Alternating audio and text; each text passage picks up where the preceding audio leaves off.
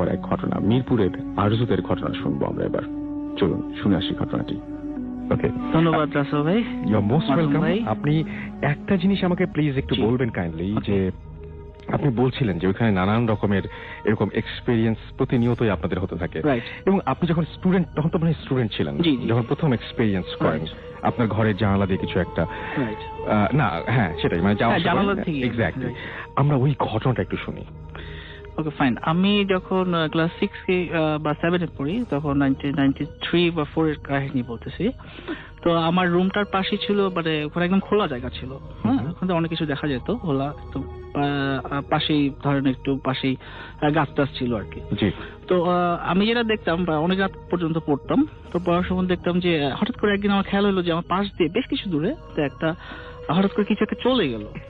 আচ্ছা, হ্যাঁ চলে গেল। তো আমি প্রথমে খেয়াল করতে পারিনি, তো সেকেন্ড টাইমে যখন একটু মনোযোগ দিয়ে কি গেল দেখি, তো দেখার সময় দেখলাম যে বেশ বড় একটা, মানে বানরের মতন আমার কাছে মনে হয়েছে, এটা ধূসর রঙের একটা ইয়া ছিল তার গায়ে, হ্যাঁ।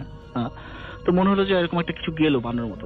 সেকেন্ড টাইম যখন আমি দেখলাম ভালো করে, তখন দেখলাম না, একটা বানরের বড় একটা লেজ আছে, তো আমাকে ক্রস করে গেল। এটা আমার ফার্স্ট যখন দেখলাম, তো তারপরে হয়তো কি আমি অনেক দুঃস্বপ্ন দেখতাম, হ্যাঁ। আমার তো অনেক ভয় লাগতো দুঃস্বপ্নগুলো দেখতাম। স্বপ্নগুলো কেমন ছিল, কিরকম ছিল সেগুলো ধরেন আমি দেখতে পাচ্ছি যে আমাকে কেউ একজন ডেকে একদম নদীর পাড়ে নিয়ে যাচ্ছে, হ্যাঁ, কিন্তু আমি যেতে চাচ্ছি না, জোর করে নিয়ে যাচ্ছে, আমি যেতে চাচ্ছি না। তখন দৌড় পড়তে পড়তে গিয়ে দেখতাম যে আমি ঘেমে উঠে গেছি ঘুম থেকে। তো বেসিক্যালি এরকম হয়তো, তো আমি কিছুদিন ইউজ টু হয়ে যাই এটার পরে। তো একদিন যেটা হইলো সেটা হচ্ছে, তো আমি শুয়ে আছি গরমের দিন, জানলাটা খোলা, তো হঠাৎ করে দেখা গেল যে আমার গায়ে একটা মানে ঠান্ডা বাতাস আসতেছে, হ্যাঁ, আমার গায়ে লাগতেছে বাতাসটা। তো ভোরের দিকে 4টা 5টা 4টা 4:30 হবে, এরকম সময়। তো আমি মানে ঘুম ভেঙে গেল, তাকে দেখলাম যে ঠিক আমার বিছানায়, আমার বালিশে, ইনফ্যাক্ট আমার বালিশে কেউ একজন শুয়ে আছে, ওর নিঃশ্বাসটা আমার গায়ে পড়তেছে। ও মাই গড। তো নিঃশ্বাসটা যখন পড়তেছে, তো তখন আমি চেয়ে দেখি যে আমার বালিশে একটা চিকন একজন বুড়া করে মানুষ, আমার এখনো মনে আছে। প্রিয় লিসেনার, নতুন একটি এপিসোডে সকলকে জানাই স্বাগত। চলে আসলাম প্রতিদিনের মতো বাছাইকৃত কিছু ভয়ানক ঘটনা নিয়ে। আপনারা এই এপিসোডে শুনতে পারবেন সব থেকে বাছাইকৃত ভয়ানক ঘটনাগুলো। আপনারা যারা প্রতিনিয়ত এই ধরনের বাছাই করা ভয়ানক ঘটনা শুনতে চান, তারা অবশ্যই এই চ্যানেলটি সাবস্ক্রাইব করে নেবেন, কেননা এই চ্যানেলের মধ্যে প্রতিনিয়ত রাত 10টা বাজে সব থেকে বাছাই করা ভয়ানক ঘটনাগুলো পাবলিশ করা হয়। তাহলে চলুন এই ভিডিওর মধ্যে একটি লাইক দিয়ে আমরা ধারাবাহিকভাবে প্রত্যেকটি ঘটনা শেষ পর্যন্ত শুনে আসি। চিকন, নাকটা অনেক চিকন, তো আমার দিকে তাকায় আছে, জাস্ট তাকিয়ে আছে আপনার দিকে। তো আমি প্রথমে চোখ বন্ধ করে ফেলি, চোখ বন্ধ করার পরে আবার যখন তাকাই, তো দেখা গেল যে না, স্টিল সে শুয়ে আছে এবং আমার দিকে কড়া ভাবে তাকিয়ে আছে। এটা আপনাদের কোনো ফ্যামিলি মেম্বার নিশ্চয়ই না, এবং এই ভদ্রলোককে নিশ্চয়ই আপনি এর আগে কোনোদিন না না না না স্টিল আমি ওনাকে কোনো সময় দেখিও নাই। এটা ওনার পাঞ্জাবিটা ছিল অ্যাশ কালার, এরকম আমার এতটুকু মনে আছে। তো এটা করার পর তো আমি খুব ভয় পেয়ে যাই, স্বাভাবিক, এবং ভয় পেয়ে আমি দৌড়ে আম্মার রুমে চলে যাই। তো সকালবেলা আমি বলি যে এরকম এরকম আমি খুব ভয় পাইছি, তো এইরকম আমি দেখেছি, হ্যাঁ। তো আমার বড় ভাইয়া যে আছে, তো ও আবার বলছে তুই কি দেখছিস, এটা তো এরকম হইতে পারে না। তো ও আবার কয়েকদিন পর মেহমান আসার জন্য ও আবার ওই রুমে স্টে করে, আমার রুমে আর কি, হ্যাঁ। তো স্টে করার পরে সকালবেলায় ও উঠে মানে খুব গম্ভীর, আমরা জিজ্ঞেস করলাম কি হয়েছে, তো বললো যে এরকম যে আমি তো একটা কিছু দেখছি। কি দেখছো? যে এরকম খুব বুড়া মতন, মাথায় টুপি আছে, ও বললো সেটা ছোট বাচ্চা নিয়ে, ঠিক ভোরের সময়, যে আমি যেটা সময় সেই সময়টা দেখেছি 4টা থেকে 5টার মধ্যে, ওই সময় জানলা দিয়ে ওই বুড়া আর ছেলেটা ওকে ক্রস করে একবার যায়, মানে খাটের এই পাশে আসে, আবার ক্রস করে ওই পাশে যায়, হ্যাঁ। তো এরকম চলতেছে, তো ওইটা দেখে ও খুব ভয় পেয়ে যায়। স্বাভাবিক, খুবই স্বাভাবিক। তো এটা আমাকে বলে, এটা আমাদেরকে বলে যে এরকম ও কিছু দেখেছে। ইনফ্যাক্ট কয়েকদিন পরে আব্বাও আমার রুমে, ওই রুমেটায় থাকে। তো আব্বা কিন্তু সকালবেলায় মানে বলে যে কি দেখেছে সেটা বলে না, বাট সে যে ভয় পেয়েছে সেটা বলে, যে আমি একটা কিছু দেখে ভয় পেয়েছি এই রুমে, বাট কি দেখেছে হয়তো আমরা ভয় পাবো বলে আমাদের শেয়ার করে না। তো এরকমই ছিল আর কি ওই সময়টা। তো এই রুমটা নিয়ে আরেকটু আমি বলি রাসেল ভাই, যেটা হচ্ছে আমার ব্রাদার ইন ল ছোট ছিল তখন, 13-14 বছর বা চাষবি। তো ও কি করেছে, ও আমার ওই রুমে শুয়েছিল একদিন রাতের বেলা। তো আসার পরে সকালবেলা আমার কাছে, ভাইয়া তুমি আমাদের জানলা ধরে টানাটানি করেছো হাত, হ্যাঁ, তো আমি বললাম যে এটা কিন্তু কোনোভাবে সম্ভব না, জানলার বাইরে তো কিছুই নেই, আর ওখানে দাঁড়ানোর কোনো স্টে করার মতন কোনো জায়গাও না যে স্টে করে ওখানে দাঁড়ানো যাবে। আমি বললাম না, এটা তো হতে পারে না। আমার ওয়াইফকে বললাম যে এটা ও কি বলতেছে, এটা তো হইতে পারে না। ও তো বলতেছে ছোট, না না এরকম তো তুমি টানতেছো না, আমি টাইনি। এইটা ঘটনার পরে কিছুদিন, এই লাস্ট জুনে, যেটা এই বছরের জুনে যেটা হয়েছে, সেটা আসলে খুবই ভয়াবহ। আমি খুবই ভয় পাইছি এটাতে। আমার বেবি যেটা 5 years old, তো ও মানে জুনের 28-29 তারিখে, আমার ডেটটা মনে আছে, তো ওই রাতে 2টার সময় কারেন্ট চলে গেছে, বিদ্যুৎ চলে গেছে। তা এলাকায় একটা হয়তো বা খুব মেজর একটা প্রবলেমের জন্য তো আসতেছিল না, আমার আইপিএস এর রিয়াটাও শেষ হয়ে গেছিল।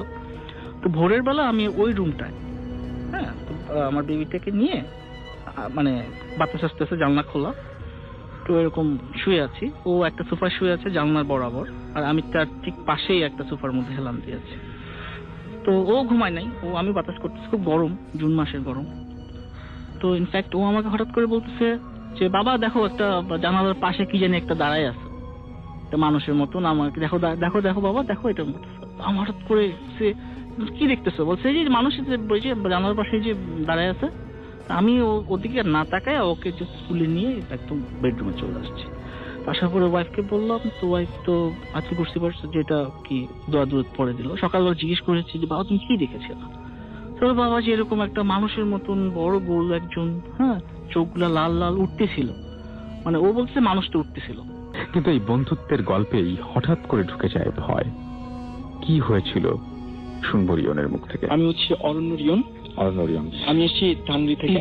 জি, বাট আমি এখন আমার যে ঘটনাটি বলতে যাচ্ছি আপনার হোম ডিস্ট্রিক্টে, হোম ডিস্ট্রিক্টে, সেটা হচ্ছে জামালপুর জেলা। আর যে ঘটনাটি ঘটেছে সেটা হচ্ছে জামালপুর জেলার যে স্টেশনটা, মেলান্দু স্টেশন, আমার বাসার পাশে যেটা, ওই স্টেশনটার ঘটনা। আচ্ছা, আপনি এমনিতে ঢাকায় থাকেন, ঢাকাতে আপনি কতদিন ধরে আছেন? অ্যাকচুয়ালি রাসেল ভাই, আমি কিন্তু আপনাকে বলেছি যে আমি পড়াশোনার কারণে ঢাকায় আছি। এটা আমি অনেক ছোটবেলা থেকে ঢাকায়। অ্যাকচুয়ালি যখন আমি যখন ক্লাস 3-তে পড়ি, তখন পড়াশোনার কারণে আমি আমার ফুপির বাসায় থাকতাম। তখন থেকে আসলে বাবা মাকে ছেড়ে ঢাকায় থাকা হচ্ছে আমার। শুনি আপনার ঘটনা। অ্যাকচুয়ালি আমি ফার্স্টে বলে দিচ্ছি যে আপনারা হয়তো বা যারা মেলান্দো বা স্টেশনটার পাশে যারা থাকেন, তারা এই ঘটনাটি অ্যাকচুয়ালি তারা জানেন। তো আমি বলছি যে আসলে আমি পড়াশোনার কারণে ঢাকায় রয়েছি। তো আমার বাড়িতে আসলে খুব বেশি একটা যাওয়া হয় না। তো আমি 1 বছর পর বাড়ি যাই। তো ঈদেও মাঝে মাঝে যাওয়া হয়, মাঝে মাঝে যাওয়া হয় না। তো দেখা যায় যে খুব কম বাড়ি যাওয়া হয়। তো আমার বাড়ি যাওয়ার জন্য জামালপুর জেলার যে মেলান্দু স্টেশনটি রয়েছে, তো ওই স্টেশনটা থেকে আমার বাড়ি যাওয়ার ডিস্টেন্সটা মেবি 10 মিনিটের একটা ডিস্টেন্স হবে। তো অ্যাকচুয়ালি আমি নিজে এক্সপ্লেন করি। আর মেলান্দু ওই স্টেশনটায় একটা পাগল থাকতো, তার পাগলটার নাম হচ্ছে শরীফ পাগল। তো শরীফ নামেই তাকে সবাই চিনতো, পাগলটাকে। তো দীর্ঘ 15 থেকে 16 বছর আনুমানিক সে একই জায়গায়, একই স্টেশনে, একই জায়গায় সে থাকছে। তো ওই পাগলটা তার যে সে পাগল ছিল, বাট তার বিহেভিয়ার গুলো কিন্তু পাগলের মতো ছিল না। আপনি আমাকে বলছেন অফের, আপনি বলেন। তো তার বিহেভিয়ারটা ছিল একটা মনীষীর মতো। সে পাগল ছিল, সে পাগলামো করতো না। এবং আপনি বলেন যে খুব পরিষ্কার পরিচ্ছন্ন থাকতো। সে খুব পরিষ্কার পরিচ্ছন্ন থাকতো। অনেক, তার চেহারা ছিল অনেক ফর্সা, রাইট, এবং তার দাড়িগুলো ছিল কালো এবং মুখে অনেক দাড়ি ছিল। সে একটা মনীষীর মতো সবসময় একটা ভাব নিয়ে থাকতো। আর তাই সে পাগলটার একটা অন্যতম বৈশিষ্ট্য ছিল যেটা আমার কাছে খুব ভালো লাগতো, সেটা হচ্ছে যে সে পাগল অথচ কিন্তু সে কিন্তু কোনো পাগলামো করতো না। এমনকি ওই পাগলটা ওই মেলান্দু স্টেশনটার মধ্যে কিছু সিলেক্টিভ লোক ছিল এবং কিছু সিলেক্টিভ দোকান ছিল যাতে কিছু সে চাইতো, বা যারা তাকে কিছু দিলে সে খাইতো। অথচ কিন্তু সে কারো কাছে কিছু চাইতো না। শুধু যাদেরকে সে পছন্দ করতো তাদের কাছ থেকে সে নিত, সবার কাছ থেকে নিতে চাইতো না, বা সবাই তাকে দিলেও সে নিত না। এবং ওইসব লোকদের কাছে সে যা চাইতো তারা দিত, কিন্তু বেশি দিলে তারা সেও সে পাগলটা নিত না। অন্যরকম টাইপের একটা পাগল ছিল সে সবসময় একটা ভাব নিয়ে বসে থাকতো, মনীষীদের মতো তার একটা ভাব ছিল। তো এই জিনিসটা আমার ভালো লাগতো যে একটা পাগল অথচ পাগলামো করে না। তো রাসেল ভাই, আমি আপনাকে বলে রাখি যে ওই যে পাগলটা সবার কাছ থেকে যে কিছু নিত না, তো ওই পাগলটা কিন্তু আমার কাছ থেকে নিত, মানে ওই যে সিলেক্টিভ কিছু লোক ছিল যাদের কাছ থেকে সে নিত, তো ওই পাগলটা কিন্তু আমার কাছ থেকে নিত এবং ওইসব সিলেক্টিভ লোকদের মধ্যে আমি ছিলাম একজন। তো আমি যখন তখন ছোটই ছিলাম বলা যায়, তো আমি যখন বাড়ি যেতাম, তো বাড়ি যাওয়ার জন্য আমি ট্রেনে কিছু খাবো বলে আমার ফুপি আমাকে অনেক খাবার করে দিত, লাইক স্যান্ডউইচ, তারপর বিভিন্ন ফ্রুটস দিত ট্রেনে খাওয়ার জন্য। তো আমি সেই খাবারগুলো আমি ট্রেনে আসলে খেতে একটু আনইজি ফিল করি, তো ওই খাবারগুলো থেকে যেত আমার ব্যাগে। তো আমি করতাম কি, যে ট্রেন থেকে নেমে ওই স্টেশনটাতে, মেলান্দু স্টেশনটাতে, আমি ওই শরীফ পাগলটাকে আমি ওই খাবারগুলো দিয়ে যেতাম এবং সে আমার কাছে কিন্তু নিত। তো এরকম ভাবেই আমি 2013-তে ডিসেম্বরে মাঝামাঝি দিকে হবে, ডেটটা ঠিক আমি মনে করতে পারছি না, তো 2013 মানে আজ থেকে প্রায় 1 বছর আগে এই একটা শীতের টাইমে হবে আমার ঘটনাটা। তো আমি তখন ডিসেম্বরে 2013-তে যখন বাড়িতে যাই গত বছর, তো তখন অনেক শীত ছিল। 5টার দিকে আমার ট্রেন ছিল, 5টায় ট্রেনে যাব। তো ওই ট্রেনটাই যখন আমি উঠি, ওঠার পর রাতে পৌঁছাতে 9:30 বেজে যায়। 9:30 আমি ওই মেলান্দু স্টেশনটাতে পৌঁছানোর পর, তো আমি ভাইয়া একটা কথা বলে রাখি যে আমি যখনই বাড়িতে যাই বা যখনই যেতাম, তখন কিন্তু আমার স্টেশন থেকে ওই পাগলটার কথা মনে পড়তো যে আমি ওই মেলান্দু স্টেশন নেমে ওই পাগলটাকে দেখবো এবং সে আমার কাছ থেকে কিছু নিবে। এই জন্য আমি স্টেশন থেকেই কিছু কিনে নিতাম তার জন্য, কিছু খাবার, হ্যাঁ ওনার জন্য কিছু খাবার কিনে নিতাম, শরীফ পাগলটার জন্য কিছু খাবার কিনে নিতাম। তো অ্যাকচুয়ালি আমি 2013-তে যখন বাড়িতে যাই, তো বাড়ি যাওয়ার সময় আমি তার জন্য কিছু ফ্রুটস কিনি, তারপর কিছু ড্রিঙ্কস কিনি, তারপরে কিছু স্যান্ডউইচ কিনি, মানে যেসব খাবারগুলো আমি বেশি খেতে পছন্দ করি সেই খাবারগুলো তার জন্য আমি কিনে নিয়ে যখন আমি যাই, যাওয়ার পর আমি রাতে 9:30-র দিকে আমি পৌঁছানোর সময় আমি খুঁজছিলাম যে শরীফ পাগলটি কোথায়, বাট অ্যাকচুয়ালি যেখানে আমি তাকে দেখে আসছিলাম, আমি সে পাগলটা কিন্তু সেখানে দেখতে পাইনি। সেদিন আর পেলাম না। বাট আমি দেখলাম, একটু খুঁজে দেখলাম যে স্টেশনটাকে এখন নতুন করে সাজানো, অনেক সুন্দর করে করানো হয়েছে আর কি। পুরোনো যেটা ছিল, তো পুরোনো স্টেশনটার অনেকটাই ভাঙা হয়ে গেছে কিছু একটা। তো ওইখানে একটা স্টোর ছিল, টি স্টোর, ভাঙা টি স্টোর, ওটা এখন আর ব্যবহার করা হয় না, ভেঙে গেছে। তো ওই টি স্টোরটার পিছনে সাদা কাপড় পরা ওই শরীফ পাগলটাকে আমি দেখতে পাই, নোটিস করি দূর থেকে। আচ্ছা। তো তার কাছে যখন যাওয়ার পর দেখি সে বসেছিল, মানে সে সবসময় বসেই থাকে আর সবসময় মাথা নিচু করে কি যেন একটা ভাবে, মানে মনীষীদের মতো তার একটা আচরণ ছিল আর কি। তো আমি যাওয়ার পরে 1 বছর কি তারও বেশি হবে, অনেকদিন পর তার সাথে দেখা। তো আমি তাকে জিজ্ঞেস করি যে আচ্ছা শরীফ, কেমন আছিস তুই? তো সে বলে যে তুই করে বলতেন। হ্যাঁ, আমি তাকে তুই করে বলতাম। শরীফ পাগল সবাইকে তুই করে বলতো এবং ওই স্টেশনটাতে যেসব মানুষ তাকে চিনতো সবাই তাকে তুই করে বলতো। বয়সের ডিফারেন্স আপনার সাথে কত হবে? শরীফের বয়স হবে 50 বছরের উপরে। আচ্ছা। তারপর আমি শরীফকে তুই করে বলতাম, বলাটা ঠিক না, তারপর আমি বলতাম কেন জানি, আমার ভালো লাগতো। আচ্ছা। সবাই তাকে তুই করে বলতো, আর শরীফ পাগলটা সবাইকে তুই করে বলতো। আচ্ছা। তো আমি তাকে বলি যে কেমন আছিস? তো শরীফ বলে যে হ্যাঁ ভালো আছে। আমি বললাম যে তোর জন্য কিছু খাবার নিয়ে এসছি আমি, তো তুই খাবারগুলা তোর কাছে রাখ। তো আমি যে আপনাকে বললাম যে আমি স্টেশন কমলাপুর থেকে যখন ট্রেনে উঠছিলাম, তো ওঠার সময় আমি ওর জন্য খাবার কিনে নিয়েছিলাম, তো সেই খাবারগুলো আমি ওকে দিই। তো সেই খাবারগুলো রাখার পর আমাকে বলতেছে যে টাকা দে। তো আমি বলছিলাম যে কত টাকা দিব? তো আমাকে বলছে যে 10 টাকা দে। তার চাহিদাটা ছিল খুব সীমিত, সে ওই যেসব মানুষকে পছন্দ করতো তাদের কাছ থেকে সে টাকা চাইতো বা টাকা নিত, খাবার নিত, বাট টাকাটা ছিল খুব কম, 10-5 টাকার বেশি সে কখনো চাইতো না, তার চাহিদা ছিল খুবই সীমিত। তো আমি তাকে অন্ধকার ছিল স্টেশনটা, যেহেতু একটু বাইরের সাইডে, ভাঙা যে পুরাতন স্টেশনটা ছিল তার ওইখানটাতে। পরে আমি অন্ধকারের মধ্যে মানিব্যাগটার খুব মানে একটু খুলে দেখি যে পাশে 20 টাকা, তো আমি 20 টাকাটা তাকে দিই। তারপরে সে আমাকে বলে যে কত টাকা দিলি? আমি পরে বলছি যে 20 টাকা দিছি। তো সে বলছে যে না 20 টাকা না 10 টাকা দেয় আমাকে। আচ্ছা। তারপরে আমি একটু আলোর মধ্যে এসে মানিব্যাগ একটু খুঁজে 10 টাকা নিয়ে তারপর 10 টাকা দিলাম, সে আমাকে 20 টাকা ফেরত দিয়ে দিল, সে রাখতো না সেটা। তো আমি টাকাটা নিয়ে বাড়ি চলে আসলাম, বাইরে বাবা বাইক নিয়ে ওয়েট করছিল আমার জন্য। তো বাবা আমাকে বলছিল যে এত লেট হলো কেন? সবাই তো বের হচ্ছে। আমি পরে বললাম যে আমি একটু পিছনের বগিতে ছিলাম, এর জন্য একটু লেট হয়ে গেল। বাট আমি বললাম না যে একটা পাগলের কথা বললাম না, কেননা এটা আসলে বলাটা ঠিক হবে না। কারণ আমি 1 বছর কি অনেক দিন পরে বাড়িতে যাচ্ছি, ফার্স্ট বাবা আমার জন্য ওয়েট করছে, বাবার সাথে আমি না দেখা করে আমি একটা পাগলের সাথে কথা বলি, হয়তো ভালোভাবে নেবেন না। এই জন্য আমি তাকে বললাম না, আমি বললাম যে আমি পিছনে কামড়াতে ছিলাম, একটু বেরোতে লেট হয়ে গেল। তো তারপর বাসায় ফেরা হলো, বাসায় ফিরলাম। বাসায় ফেরার পর ফ্রেশ হলাম, মানি ব্যাগটা রাখলাম রুমে, তারপর ফোনটা রাখলাম, রেখে ওয়াশরুম থেকে ফ্রেশ হয়ে এসে তো আমি যখন আমার রুমটাতে ঢুকি একটা অদ্ভুত জিনিস আমি দেখতে পাই, বুঝতে পারি। তো রাসেল ভাই আমার রুমটাতে মানে আমি ঠিক বোঝাতে পারছি না যে এত সুন্দর একটা স্মেল বের হচ্ছে হঠাৎ করে। বাট আমি কিন্তু রুম থেকে একটু আগেও বেরিয়েছিলাম, বাট রুমটাতে আসার পর আমি দেখি যে অনেক সুন্দর একটা স্মেল বের হচ্ছে। তো আমি প্রথমে চিন্তা করি যে আমি যে পারফিউম ইউজ করি তার স্মেলটা আসলে এরকম না, এই স্মেলটা আরো বেশি নাই।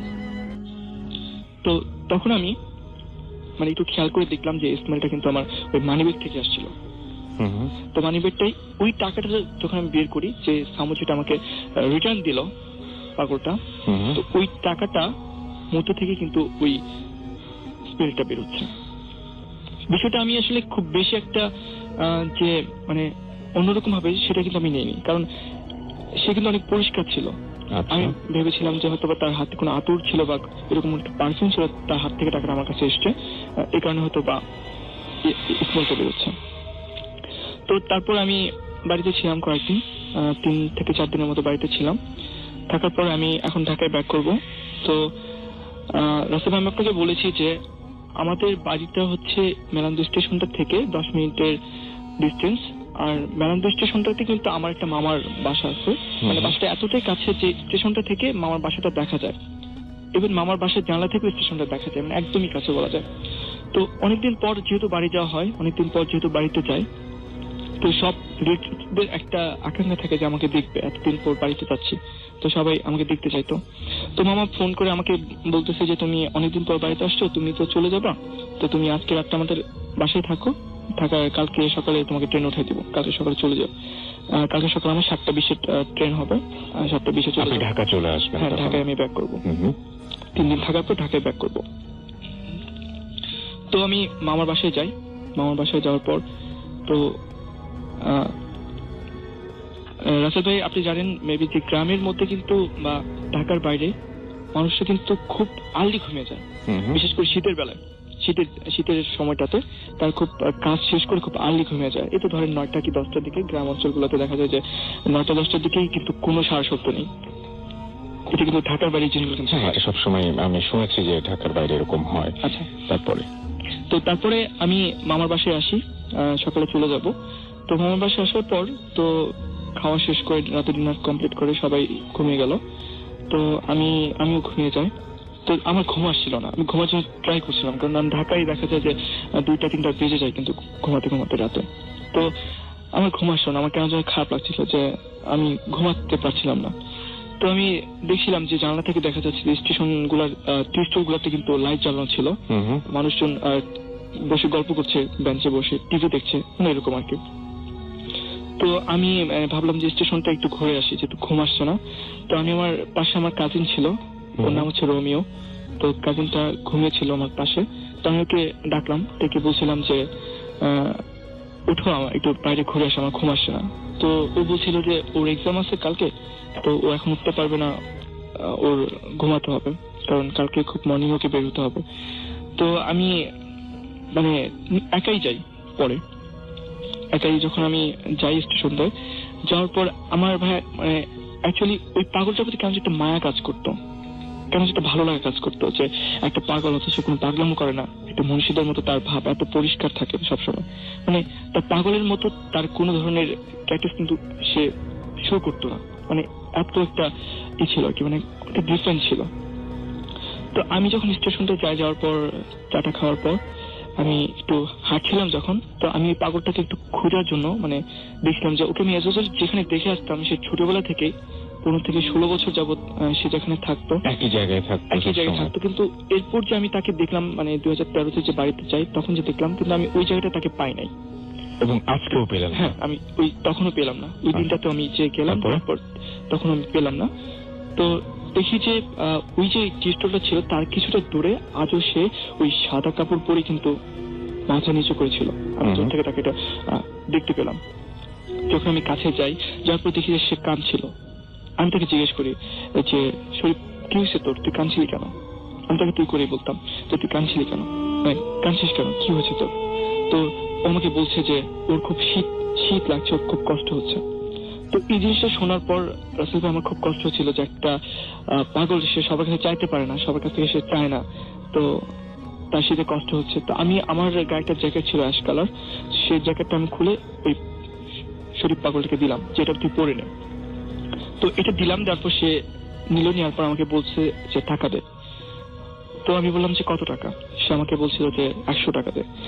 রাসেল ভাই এই ফার্স্ট সে আমার কাছে 100 টাকা চাইলো। ইভেন ওই এলাকাতে যে সিলেক্টিভ লোকগুলো ছিল তাদের কাছে সে টাকা চাইতো, সে কখনো 10 থেকে 5 টাকার উপরে কারো কাছে চাইতো লাগতো না আসলে। হ্যাঁ, তো 100 টাকা চাইলো প্রথমে।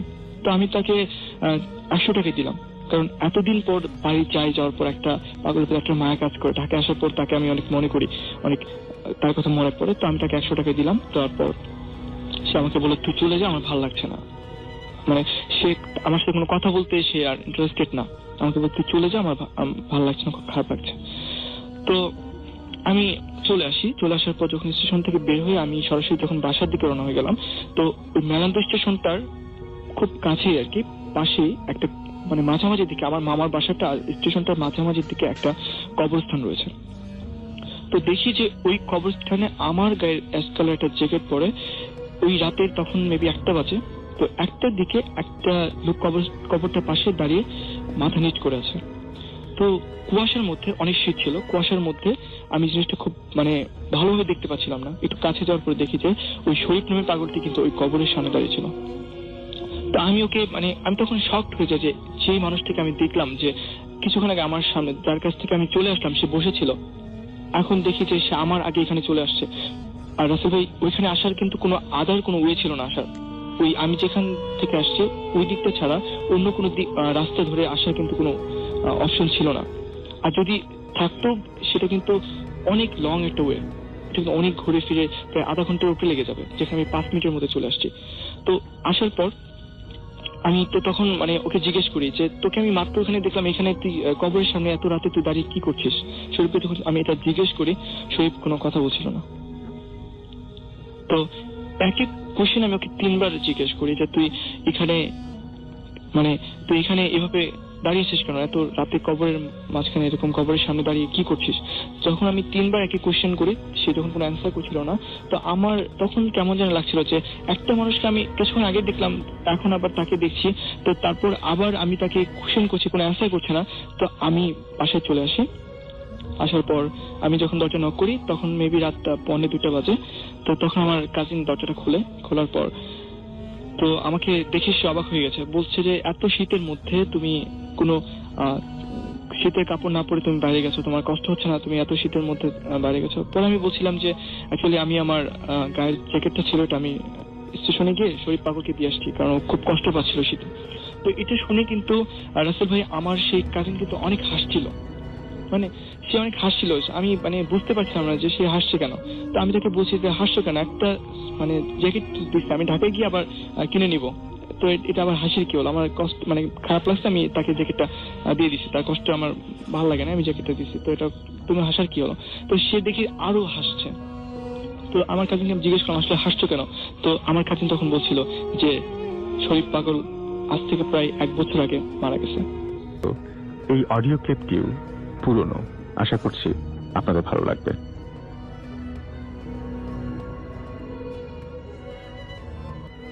হ্যালো রাসেল ভাই, আমার নাম রিতম। আমি ভূত এফএমের একজন বিশাল বড় ফ্যান অ্যান্ড রেগুলার লিসনার। আমি ইন্ডিয়াতে ব্যাঙ্গালোর শহরে থাকি কর্মসূত্রে, but I am originally from Calcutta. আর আমার এই যে ঘটনাটা আমি শেয়ার করব, এটাও ক্যালকাটাতেই আমার সাথে এবং আমার ফ্যামিলির সাথে ঘটেছে। আজ থেকে প্রায় 10 বছর আগের কথা।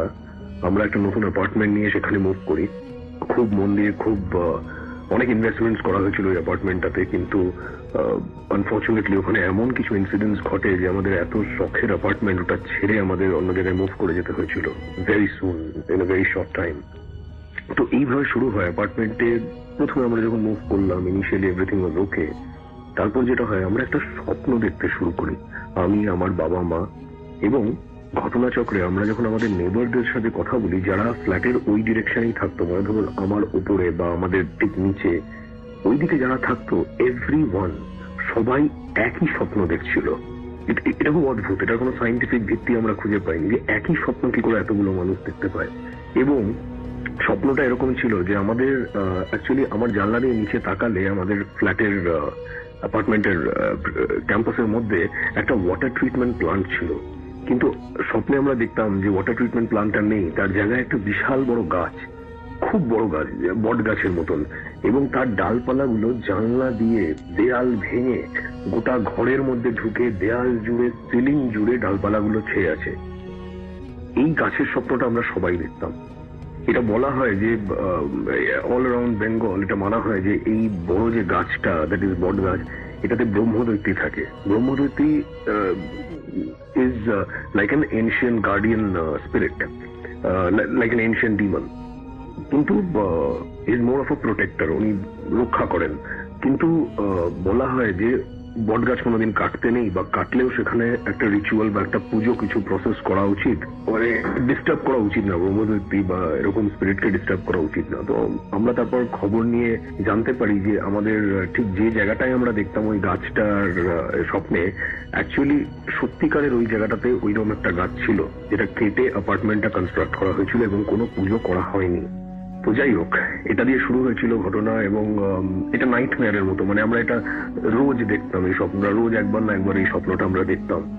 যাই হোক, এর পরে যেটা আস্তে আস্তে শুরু হয় সেটা হচ্ছে আমাদের যে ব্যালকনিটা ছিল ড্রয়িং রুমে, সেটা একটা টানা কাঁচের ব্যালকনি ছিল, একটা গোটা দেয়াল জুড়ে কাঁচের স্লাইডিং ডোরস ছিল। তো সেখানে না খালি দেখা যেত যে কেউ একজন বসে আছে, একজন বয়স্ক মহিলা, সে আমাদের ব্যালকনিতে যে চেয়ারটা থাকতো সেখানে বসে আছে, বা কাঁচে মুখ রেখে হাত রেখে আমাদের দিকে দেখছে, বা হেঁটে বেড়াচ্ছে, বা ব্যালকনির কোনায় দাঁড়িয়ে আছে, কিন্তু ব্যালকনিতেই আছে। এটা দেখা যেত, এবং প্রথমে মনে হতো মনের ভুল, কিন্তু তারপর জিনিসটা খুব রেগুলার হয়ে যায়। এবং শুধুমাত্র আমরা নয়, আমাদের বাড়িতে যত কাজের লোক ছিল, সার্ভেন্টস, বা আমাদের ধরুন যারা রিলেটিভরা এসে নাইট স্টে করতো, অনেকেই কিন্তু ওনাকে দেখতে পেতেন। শুধুমাত্র রাতে নয়, ওনাকে দিনের বেলা, বিকেল বেলা অনেক সময় দেখা যেত। এরকম পুরো মানুষের মতো চেহারা, রক্ত মাংসের মানুষের মতন, কোনো ট্রান্সপারেন্ট ট্রান্সলিউসেন্ট কিছু নয়, সাদা ময়লা কাপড়, ছিপছিপে লম্বাটে চেহারা, চোখ একদম কোটরে ঢুকে আছে। ধরুন 70-80 বছর বয়সের একজন মহিলা, চামড়া কুচকানো, সাদা চুল, ওনাকে দেখা যেত। উনি কিছু বলতেন না, কিছুই করতেন না, কিন্তু শুধু তাকিয়ে থাকতেন, খুব স্পুকি একটা দৃষ্টিতে উনি তাকিয়ে থাকতেন। এবং এটা আস্তে আস্তে অনেক রেগুলার হয়ে গেল, মানে অনেক বেশি ওনাকে দেখা যেত। ধরুন আপনি ব্যালকনির পাশ দিয়ে হেঁটে যাচ্ছেন, আপনি যখন দেখলেন কি ব্যালকনি দিয়ে কেউ একজন তাড়াতাড়ি করে উনি ব্যালকনির ডান দিক থেকে বাদিক, বাদিক থেকে ডান দিকে হেঁটে চলে গেলেন। তারপর অনেকে আমাদের এটাও বলেছে যে তারা যখন রাস্তা দিয়ে নিচে পাস করে, আমাদের বাড়ির দিকে তারা যখন তাকায় উপরে, তখন তারা কিন্তু দেখতে পায় যে আমাদের ব্যালকনিতে কেউ একজন বসে আছে। এবং যে ডিসক্রিপশনটা ওনারা যে বর্ণনা দিয়েছেন, ইট ইজ এক্স্যাক্টলি সেম আমরা যে মহিলাকে ঘরের মধ্যে থেকে দেখতে পাই। তো যাই হোক, আমরা এটা জানা যায় যে হয়তো ওই বাড়িটা হওয়ার আগে ওখানে একটা পুরনো বাড়ি ছিল, মানে অ্যাপার্টমেন্ট কনস্ট্রাকশনের আগে একটা পুরনো বাড়ি ছিল, সেইখানে যে ল্যান্ডলর্ড ছিলেন, সে প্রপার্টির কারণে সে নিজের মাকে মেরে ফেলেছিল, এটা শোনা যায়। তো আমরা অ্যাজিউম করি যে হয়তো এটা তার মায়ের আত্মা, যাকে আমরা দেখতে পাচ্ছি, ওই জায়গাটা উনি ছাড়তে পারেননি। যাই হোক, এরপর কি হয়, ধীরে ধীরে আমি চিরকালই প্যারানর্মাল এনথুসিয়াস্ট, তো আমি খুব ডেমোনোলজি নিয়ে পড়াশোনা শুরু করি। প্রচুর সিনেমা দেখার পর আমি আস্তে আস্তে অ্যাজ আ সাবজেক্ট ওটা নিয়ে পড়তে থাকি, অ্যাবাউট ডিমনস। কিন্তু আর ডেমোনোলজিতে এটা বলা হয় যে আপনি যতগুলো নিয়ে পড়বেন, আপনি একটা ম্যাগনেট বা একটা চুম্বকের মতন হয়ে যাবেন, মানে আপনি ওই যাদের নিয়ে পড়ছেন সেই এন্টিটিদের, সেই সত্তাগুলোকে আপনি নিজের প্রতি অ্যাট্রাক্ট করবেন। এবং এটাই আমার সাথে হচ্ছিল। আমি রাতে যখন ঘুমোতে যেতাম, আমার মনে হতো আমার পাশে বিছানায় এসে কেউ একটা শুলো, মানে কেউ বিছানায় উঠলো, আস্তে করে একটু নড়লো, নিজেকে রিপোজিশন করলো, কেউ আমার পাশে শুয়ে আছে। কিন্তু এত ভয় পেতাম, কাঠ হয়ে ভয়ে শুয়ে থাকতাম, আমি ঘুরে তাকাতামও না একবারও, খুব ভয় পেতাম আমি এটা। তো যাই হোক, এটা অনেকদিন ধরে আমার সাথে এই জিনিসটা ঘটছিল। তো তারপর কি হয়, আমি ধীরে ধীরে ডেমোনোলজি এগুলো নিয়ে পড়া একটু বন্ধ করি। কিন্তু তারপরে হয় একটা বীভৎস ঘটনা, যেটায় আমার তখন বোর্ড এক্সামস এর জাস্ট আগে আগে প্রি টেস্ট চলছিল, তো অনেক রাত অব্দি আমি এমনি পড়াশোনা করতাম। তো একদিন রাতে ইট ওয়াজ উইক ডে, 1:30 কি 2 বাজে রাত্রির বেলা। তো আমি ঘুমোতে যাচ্ছি, পড়াশোনা করার পর লাইট নিভিয়ে ঘুমোতে যাচ্ছি। আমার বাবা মা অলরেডি ঘুমিয়ে পড়েছেন, তাদের রুম হচ্ছে অ্যাপার্টমেন্টের একদম এক্সট্রিম আর একটা এন্ডে, আর আমার room is on the other extreme end. যখন ঘুমোতে যাচ্ছি হঠাৎ করে, তখন আমার ঘুম আসেনি, আমি চোখ খুলে নিচের দিকে তাকিয়ে দেখি আমার পাটা খাটে যেখানে, আমার 2 পা, তার পাশে আরেকটা 3য় পা। এটা দেখে আমি প্রচন্ড ভয় পেয়ে যাই। একদম প্রস্তুত ছিলাম না এটা দেখার জন্য। মানে আমার পায়ের পাশে আরেকজনের পা, একটাই পা, অনেক বড় একটা পা, মানে আমার হাইট বা আমার শরীরের গঠনের তুলনায় যার পাটা আমি দেখছি অনেক বড় সড়ো চেহারার একজন মানুষ, যেটা দেখে মনে হচ্ছিল মানুষ বা হোয়াটএভার। এবং পাটা ছাই ছাই রঙের ছিল, সলিড ছিল না, ইট ওয়াজ মোর ট্রান্সলুসেন্ট, একটা ছায়াময় ব্যাপার ছিল পাটার মধ্যে, কিন্তু স্পষ্ট পা, এটা আমি দেখতে পাচ্ছিলাম। তার মানে এটা বোঝা যায় যে যার পাটা আমার পায়ের কাছে, তার শরীরটা কিন্তু আমার পাশেই তাহলে হওয়া উচিত, মানে আমার বাঁ দিকেই কিন্তু তার থাকা উচিত, শুয়ে থাকা উচিত বিছানায়।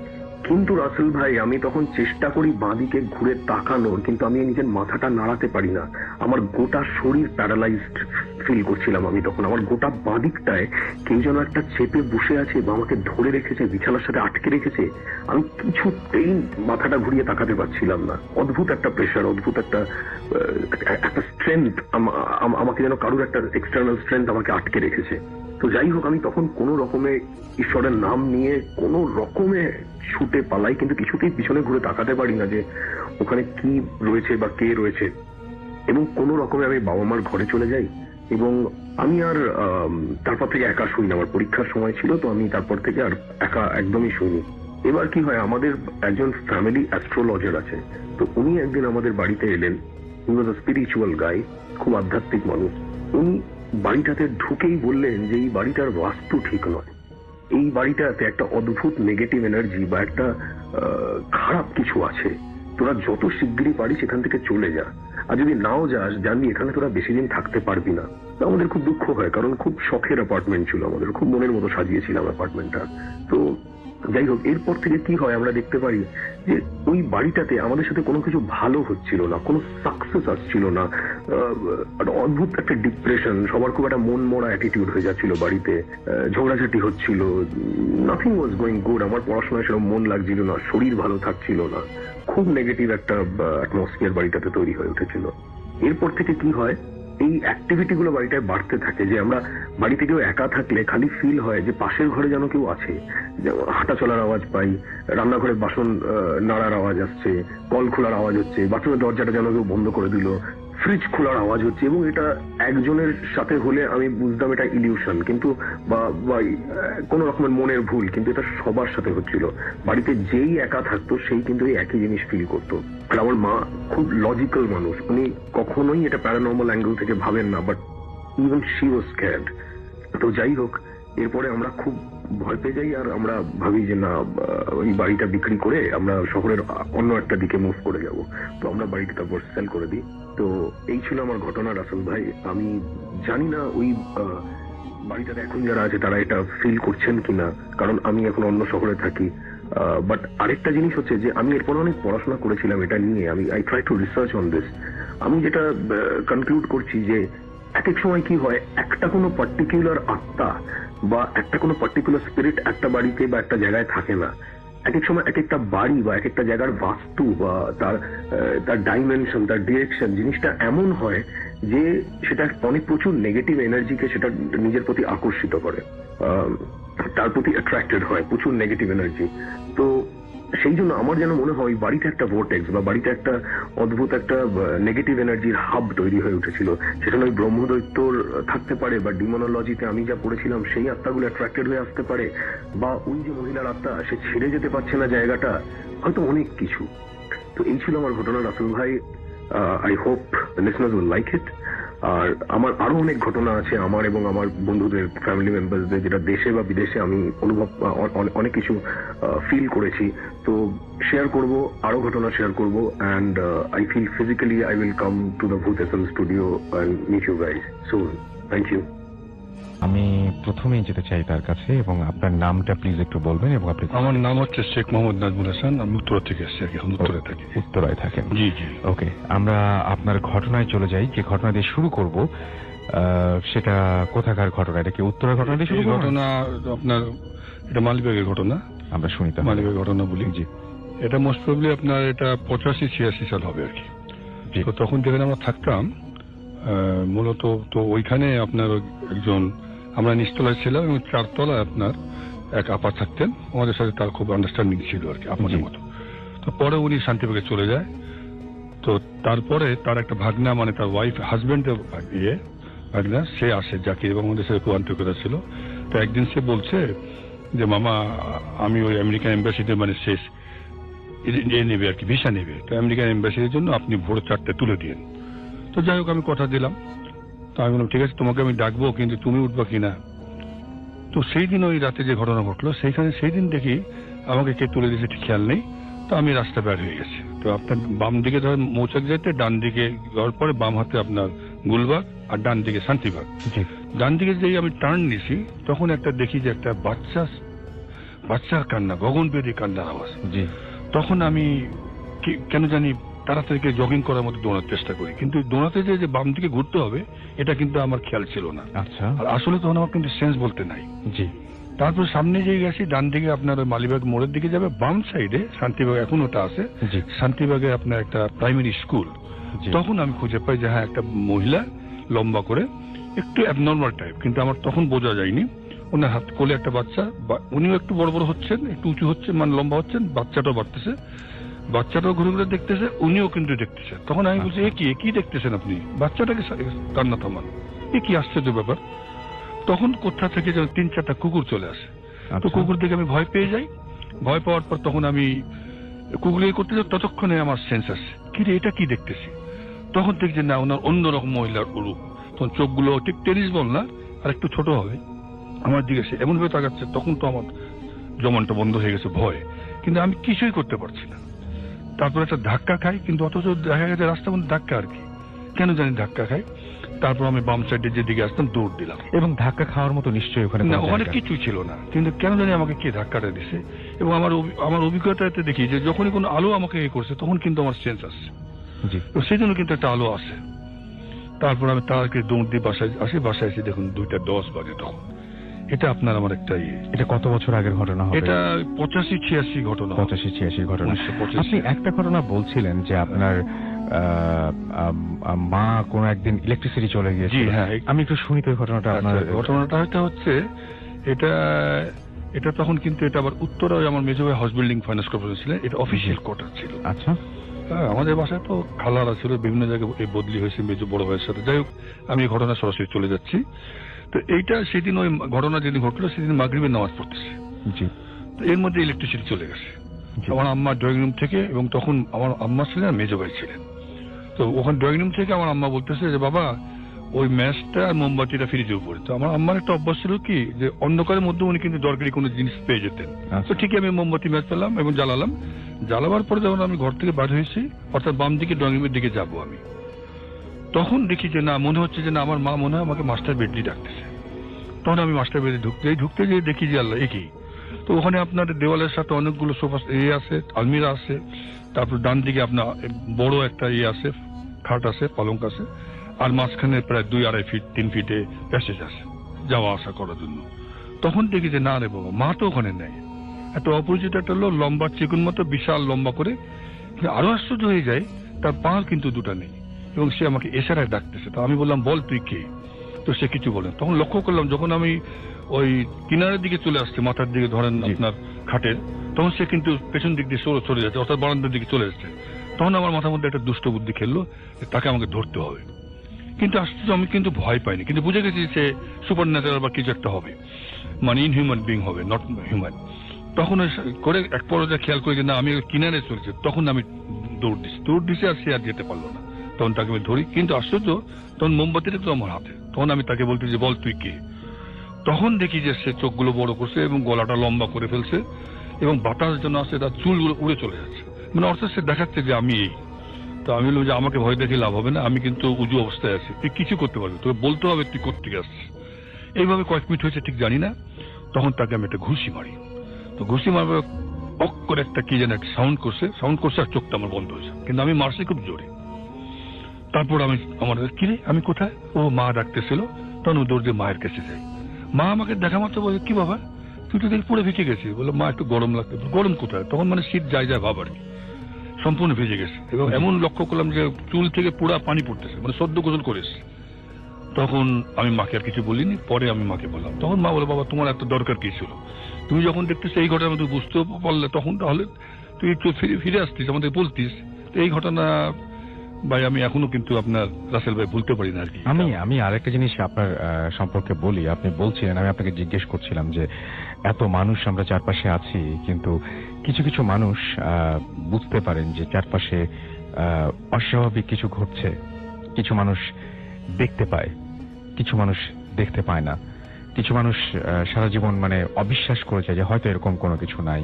আবার কিছু মানুষের সাথে অহরহ এই ঘটনাটা ঘটছে।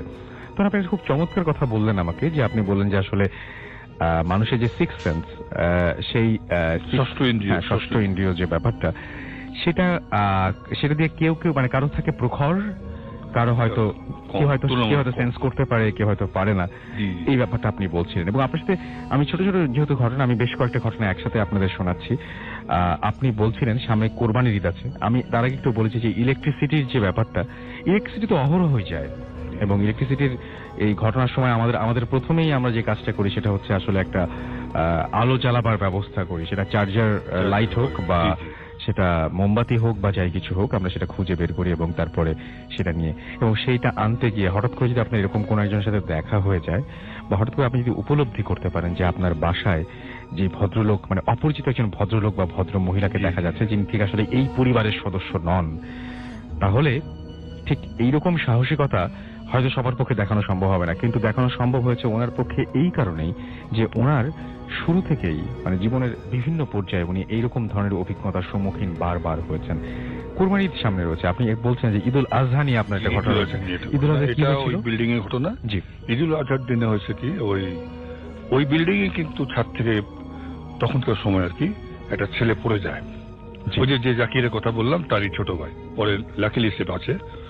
তো তখন ওই বাচ্চারা মানে জোরে চিৎকার দিচ্ছে। তখন আমার আম্মা বললো যে বাবা তুই দেখো বাচ্চারা আবার উঠেছে, পড়ে যাবে, তুই একটু এগুলো কে কর। তখন আমি আর কেয়ারটেকারকে ডাকি না, উপরে দৌড়ে গেছে। যখন আমি ছাদে 5 তলা উঠে ছাদে যাব, তখন বাচ্চারা তাড়াতাড়ি দৌড়ে, সব বাচ্চারা দেখলাম প্রায় 10-12টা বাচ্চা আমার কাছে নেমে চলে যাচ্ছে। আমি এই ছাদে কে আছে, ওরা কোনো উত্তর কিন্তু দেয়নি। হ্যাঁ, ওরা কিন্তু কোনো উত্তর দিল না। তখন আমি ওই দরজা খুলে ভেতরে যাই। ভেতরে যাওয়ার পরে তো দেখতেছি কোনো বাচ্চাটা আছে কিনা, কেউ দরজা লাগাই দিল কিনা, এরকম ভাবতেছি। আবার ভাবতেছি যে দরজা লাগাই দিল কি, আসলে দরজা কিন্তু আমি খুলেছি, কিন্তু আমার খেয়াল ছিল না। হ্যাঁ, পরে রিয়ালাইজ করেছি আর কি। হঠাৎ করে প্রায় 2-3 মিনিট পরে হবে যে প্রায় 7-8টা বাচ্চা আমার কাছে আসলো। আসার পরে আমাকে মানে ওই ঘুরতেছে। এক পর্যায়ে কিন্তু বিরক্ত হয়ে যায়, মানে এমন ভয় করতেছে পড়ে যাবে। তো তোমরা এরকম করতেছো কোনো? তখন থেকে একটা মেয়ে বাচ্চা, মাথাটা একটু কম্পারেটিভলি একটু বড়, চুলগুলো হাফ করা আছে। তো তখন আমি তার গায়ে হাত দেওয়ার সাথে তখন সে মাথা ঘোরা দিয়ে যখন আমাকে দেখছে, তখন দেখলাম যে তার চেহারাটা কিন্তু অন্যরকম। তো তখন আমি প্রথম বলি যে কি ব্যাপার, কি হয়েছে, তুমি এরকম করতেছো কেন? তখন সে আবারও চোখ বড় করছে। তখন আমি আমার জীবনের লাইফে আমি এত কিছু দেখছি, তখন আমি রিয়েলাইজ করেছি সামথিং রং। এখন আমার ভাই রাসেল ভাই, এখন আমার পালানো দরকার, কিন্তু পা যেন চলছে না, ভীম হয়ে গেছে। তারপরে যখন আমি কোনোরকম করে যখন আমি নামবো, তখন দেখছি যে সিঁড়িটা, হ্যাঁ আপনাকে একটা আরেকটা ঘটনা আছে, তো আমি বলি নাই। সিঁড়িটার থেকে ওই যে স্কেলেটর নাকি চলন্ত সিঁড়ি যেটা, তখন আমি চোখটা বন্ধ করে রেলিং ধরে করে নামলাম আর কি। তো এই ঘটনাটা আমি এসে পরে মাকে বলি। এই ঘটনাটা আমি আজও কিন্তু আমাকে আরো ছিল, মানে আজও আমি অবাক হয়ে যাই যে কিরকম একটা জিনিস, সেটাই ভয়ের মানে মারাত্মক একটা রক্ত। এবং আপনার সাথে হচ্ছে আপনি যখন গ্রামের বাড়ি গিয়েছিলেন, শ্বশুর বাড়ি একটা ঘটনা বলছিলেন, সেই ঘটনাটা আপনাকে শুনি। হ্যাঁ, শ্বশুর বাড়ির ঘটনা হচ্ছে কি যে আমি তো 2001 সালে বিয়ে করি। তো বিয়ের পরপরই ধরেন 2 মাস হচ্ছে আমি প্রথম যাই ওই বাড়িতে। ওই বাড়িটা হচ্ছে আপনার 35 না 37 কত বিঘা, এবং পুরা গাছগাছালি, পাশে ইসামুদ্দিন নদী আছে। একদিন হয়েছে কি, প্রথম এটা বলি আমি, বিয়ের যেটা ঘটনাটা বলি, যে আমি আমার ওয়াইফ উপরে আসি এবং 12:30 পর্যন্ত আমার সম্বন্ধীর সাথে গল্প করছি। যে সম্বন্ধীর সাথে গল্প করছে একজন আমার লন্ডনে চলে গেছে, উনি আমাকে সব গাইড দিত উনি। তো যাই হোক, তখন উনি ছিল। তো আমি হঠাৎ করে আমার ঘুম ভেঙে যায়। ওই দোতলার মধ্যে কিন্তু পুরান বাড়ি, ওটা প্রায় 250-300 বছরে। তো ওই ঘাট থেকে যেটা সানবাটানো ঘাট, যেটা পুকুরটা, ওই পুকুরে দেখতেছি যে টেলিভিশনে বিভিন্ন চ্যানেলে যেমন বাচ্চারা আপনার 2টা ডানা থাকে, ডানা দিয়ে হাত ধরে ধরে ঘোরে, ওরকম দেখতে পাচ্ছি। তো আমার খুব ভালো লাগতেছে, কিন্তু আশ্চর্য হচ্ছি যে ওই ভালো লাগতেছে, কিন্তু ওই আমি দেখতেছি এক পর্যায়ে আমার মনে হলো যে না, আমি তাহলে ছাদে দিয়ে যাই, ওই দিক দিয়ে দেখবো। তো ততক্ষণে আমার ওয়াইফের গায়ে মনে লাগছে, সে ওরে কি তখন আমি তাকে একটু বলি যে আমি একটু বাথরুমে যাবে, তো লাইটটা জ্বালাই, তাহলে আমি উঠি। তা আমি আবার যদি উঠে সে আবার ভয় পাবে, তখন আমি না, সে মানে ভয় পাবে না, তখন ভয় বুঝি নাই যে সে আবার দেখতে দিবে না। তো তখন আমি বললাম যে না, ওই যে নাচতেছে পুকুর পাশে, ওটা একটু দেখবো। তখন আমার ওয়াইফটা ঘুমের মতো ছিল, ওসব তোমার দেখে কোনো লাভ হবে না। তারপর সে নাচটাকে শুরু করলো। তখন আমি দেখতেছি, দেখতে তখন আমার মধ্যেই আসে কি রে, তখন দেখি আপনার ডিম লাইটের মধ্যে দেখি রাত তখন ওই যে 1:45 বাজে। তখন আমি ভয় পেয়ে যাই আর কি। এটা আমার একটা ঘটনা। ওকে, আমরা আবারও আপনার কাছে ফিরে আসবো। আমি আপনার আরেকটা ঘটনা শুনতে চাই আপনার কাছ থেকে। সেটা হচ্ছে যে এরকম একটা ঘটনা ছিল যে আপনি বলছিলেন যে কোনো সময় বাসা ফেরার সময় মনে হয় কেউ একজন আপনাকে এগিয়ে দিচ্ছিল। জি, ওটাও শ্বশুর বাড়িতে আমার। জি, এটা ছিল আপনার 2004 সালে। তো তখন আমার এক সম্বন্ধী হাবিবুল ভাই, উনি আমাকে সবসময় গাইড করতেন আর কি। ওই সময় উনি ছিলেন না। তো এটা আপনার তারাবি যেটা হয়, যেদিন দিয়ে তারাবি শুরু হবে, অর্থাৎ রোজা যেদিন পরের দিন হবে, তো ওই গ্রামে মানে ওই সময় আমি তারাবির নামাজ পড়তে যাবো আর কি। আমার শ্বশুরেরই একটা মসজিদ আর কি, একটু দূরে। তো আমার ওয়াইফ এবং আমার সম্বন্ধে ভাবি, হ্যাঁ পূর্ণিমা ভাবি, উনি বললো যে ভাই কি করে যাবেন, টর্চে তো নেই। আমি বললাম আরে ভাই কি বলেন, ওটা যেতে পারবো। তো তারপর নামাজটা হয়ে গেল। নামাজটা হওয়ার পরে তখন আমার চাচাতো সম্বন্ধে আপনার আলতাফ ভাই, উনি বললো যে আপনাকে তো যাবো, কি করে যাবেন আপনি? আমি কেন? তো উনি আমাকে বোঝানোর চেষ্টা করেন, বুঝলাম না। বলে ভাই বুঝেন না? আমাকে না, আমি বুঝতে পারছি। বলে যে একা যাবেন, আর একা তো যাওয়া ঠিক না, অন্য আপনি শহরের মানুষ, ইত্যাদি ইত্যাদি। তখন সবাই চলে গেছে, তো একজনকে খুঁজে পেলো, সে সাইকেলে করতেছে। তো যে এই দেখ, তখন আমার ওয়াইফের পরিচয় দিল, সরকার বাড়ি সবাই চেনে, ওনাকে নিয়ে যাবে কিন্তু। তো তারপর তার সাথে হাঁটা ধরলাম পরে যখন বাড়ির কাছে চলে আসে, ওটা তো বাড়িতে বললাম আপনাকে 35 না 37 বিঘা, যাই হোক। ওখানে আসার পরে সে তার হাতে 6 ব্যাটারি একটা টর্চ। তা আমাকে বলছে স্যার একটু আপনাকে। আমি বললাম আরে ভাই, আপনি কষ্ট করছেন, আপনি চলে যান না, আপনার চলে যান, আমি যেতে পারবো। তো বললাম না, আমি একটু টর্চে একটু আলো দিই। তারপর আমি যাচ্ছি, তখন ওখানে বট গাছ আছে, পাশে ইসামতি নদী, একেবারে পুরো বাড়িটা তো গাছগাছালি, সম্পূর্ণ বাড়িটা ওইরকম। ওখানে শুটিংও হয়েছে। তো এখন ওখানে উঁচু করা হয়, তখন কিন্তু ঢাল নিচু টাইপ ছিল, এখন মাটি দিয়ে মানে বাঁধের মতো করা হয়েছে। তো আমি যখন ঘুরেছি, তখন ওই লাইটটা আপনার পুরো আমার চোখে পড়েছে। তাহলে ভাই আপনি জানতো, বিরক্ত হয়েছে।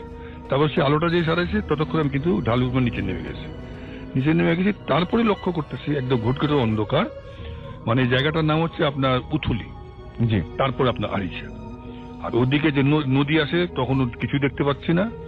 ততক্ষণে দেখতেছি বলতেছে এই যে ভাই এদিকে আসেন, এই যে ভাই এদিকে আসেন, যে দুইজন কে যেন বলতেছে। তো করতে তখন আমি বিরক্ত হয়ে যাই। আমি বললাম যে দেখেন ভাই, আমার তো শ্বশুর বাড়ির কাছেই চলে আসছে, আমি জাস্ট আমি দেখতে পাচ্ছি না, আপনার যদি সাহায্য করতে চান সামনে আসেন, কি খেলা শুরু করছেন? তো তখন হঠাৎ করে আমার মনে হয় যে একটা গাড়ি সে গাড়িটা যাবে না, সে ঘোরাতে গেছে, তখন লাইটটা পড়ছে। তখন আমি দেখতেছি যে ওই নদী পানি, তখন আমি তো আবার সাঁতার জানি না, এই তখন পাইছে, এবং দেখলাম যে পাতা আপনার একটাও নড়ছে না, কিন্তু বাতাস তখন আরম্ভ হলো, আমাকে মানে ঠেলে ওই নিয়ে যেতে চাচ্ছে, ব্যাগ দিয়ে ঠেলে মানে পানির কাছে। তখন আমি চিন্তা করছি, আল্লাহ, পানিতে যদি ডুবি তাহলে শেষ। তো বেশ, আপনি তখন তো সাঁতারও জানতেন না? সাঁতার আমি এমনি জানি না। সাঁতার আমার বড় ভাই আম্মা জানতেন। যাই হোক, পরে তখন আমার মেডিটেশন ব্যাপারটা, এটা আমার প্র্যাকটিক্যাল নিজের লাইফে মানুষের জন্য করি। তখন আমি চোখটা বন্ধ করি, পরবর্তীকালে আপনি আমাকে একটু সাহায্য করেন। তখন দেখি আমাকে টেনে কে যেন নিয়ে যাচ্ছে। নিয়ে যাওয়ার পরে যে আপনার যে গুড়িটা যেটা আছে, ওর মধ্যে কিন্তু আমি ওই শুনেছি যে ওইখানে হিন্দুদের এসেছিল, বাড়িটা তো হিন্দু বাড়ি ছিল, ওইখানে ওই অনেক পুরানো হয়েছে লাস্টাস। সাপটাপও ছিল, কিন্তু আশ্চর্য কেউ কিছু করে নাই। তারপর যখন ওই গাছটা আমি ক্রস করি এবং ঠিক মতো আমি উঠেও গেলাম, তারপর আমি হঠাৎ করে দেখি তখন আবার ওই হচ্ছে ওই যে পূর্ণিমা যে লাইটটা তখন দেখতে পাই, এতক্ষণ কিন্তু কিছুই দেখতে পাইনি। তারপর যখন দৌড় দিয়ে যাচ্ছি তখন পিছন থেকে আমাকে নাচবুন মানে শত শত লোক আমার ডাকতেছে। এত জোরে দৌড়ে গেছি তখন দেখেন ওই যে গরু টরু, তারপরে অনেক মুরগির ফার্মটা বিরাট বড় বড় আছে, মুরগি টুরগি চিৎকার হয়েছে, এত জোরে আওয়াজ করে দৌড়াচ্ছি আমি। তারপরে এসে তখন ওই মূল বাড়িটার পেছনে আবার মানে যেটা উঠান বলেন, ওখানে আমাদের ওই সম্বন্ধীয় ওয়াইফ পুণ্যভাবে উনি আবার বাড়ি করছে একটা সেমি পাকা টাইপ। ওইখানে আমার ওয়াইফ এবং উনি বলে উঠছে যে এত জোরে ধাক্কা দিচ্ছে, কি ব্যাপার তুমি ভয় পেয়েছো নাকি? আপনি ভয় পেয়েছেন? আমি না, তাহলে এইভাবে আসছেন কেন? না একটু ঠান্ডা লাগতেছে। তো ঠান্ডা কি, তো গরমকাল, মানে এরকম ভাব। যাই হোক, তো ওইটা আসলে আমি আজও কিন্তু মানে আমার কাছে কিন্তু হ্যাঁ, এবং আপনি বলছেন যে অসংখ্য কণ্ঠস্বর আমাকে ডাকতেছে, কিন্তু আমি পেছনে আর, এবং আপনি ওখানে কনফিউজ হয়ে গেছেন আপনি আসলে কোথায় যাবেন, কারণ দুই প্রান্ত থেকে দুইজন ডাকছে আপনাকে, এদিকে আসেন এদিকে আসেন। মানে তার মানে এরকম জিনিস হয় যে মানুষকে ভুলিয়ে অন্যদিকে নিয়ে যাওয়ার যে ব্যাপারগুলো, কিন্তু আপনি মোটামুটি কনফার্ম ছিলেন যে না আমার বাসা দেখতে পাচ্ছি, আমার অন্য কোনো দিকে যাওয়ার দরকার নাই, শুধু চোখে দেখতে পাচ্ছি, কিন্তু আমি তো বুঝতেছি কাছেই চলে এসছেন এই জিনিসটা। ওকে, থ্যাংক ইউ। তবে জবানটা আমার কিন্তু বন্ধ হয়ে গিয়েছিল 2-3 বার আমার লাইফে এটা হয়েছে, জবান বন্ধ হয়ে যায়, মাঝে মাঝে আমি হারাইনি। আচ্ছা, আপনার লাইফে 2-3 বার এরকম হয়েছে? মানে জবান বন্ধ, কিন্তু ঘটনা তো অনেক, এই ঘটনা শেষ করা যাবে। আমরা আপনার ঘটনা আবারও শুনব। আমরা চলে যাব আরো একটা ঘটনায়, ঘটনা ঠিক না, একটা প্রশ্ন, যে এই ঘটনাটা আমি আপনাকে জিজ্ঞেস করলাম যে এরকম ঘটনা কোনোদিন ঘটতে পারে বলে কি আপনার মনে হয়? যদি মনে হয় তাহলে আমাদেরকে SMS এর মাধ্যমে বা ফেসবুকে কমেন্টের মাধ্যমে আমাদের জানিয়ে দিতে পারেন। আমি এরকম ঘটনা শুনিনি কখনো, বাট যিনি লিখছেন তাকে অবিশ্বাসও করতে পারছি না। আপনারা শুনুন ঘটনাটা, ছোট্ট একটা ঘটনা, একদমই ছোট।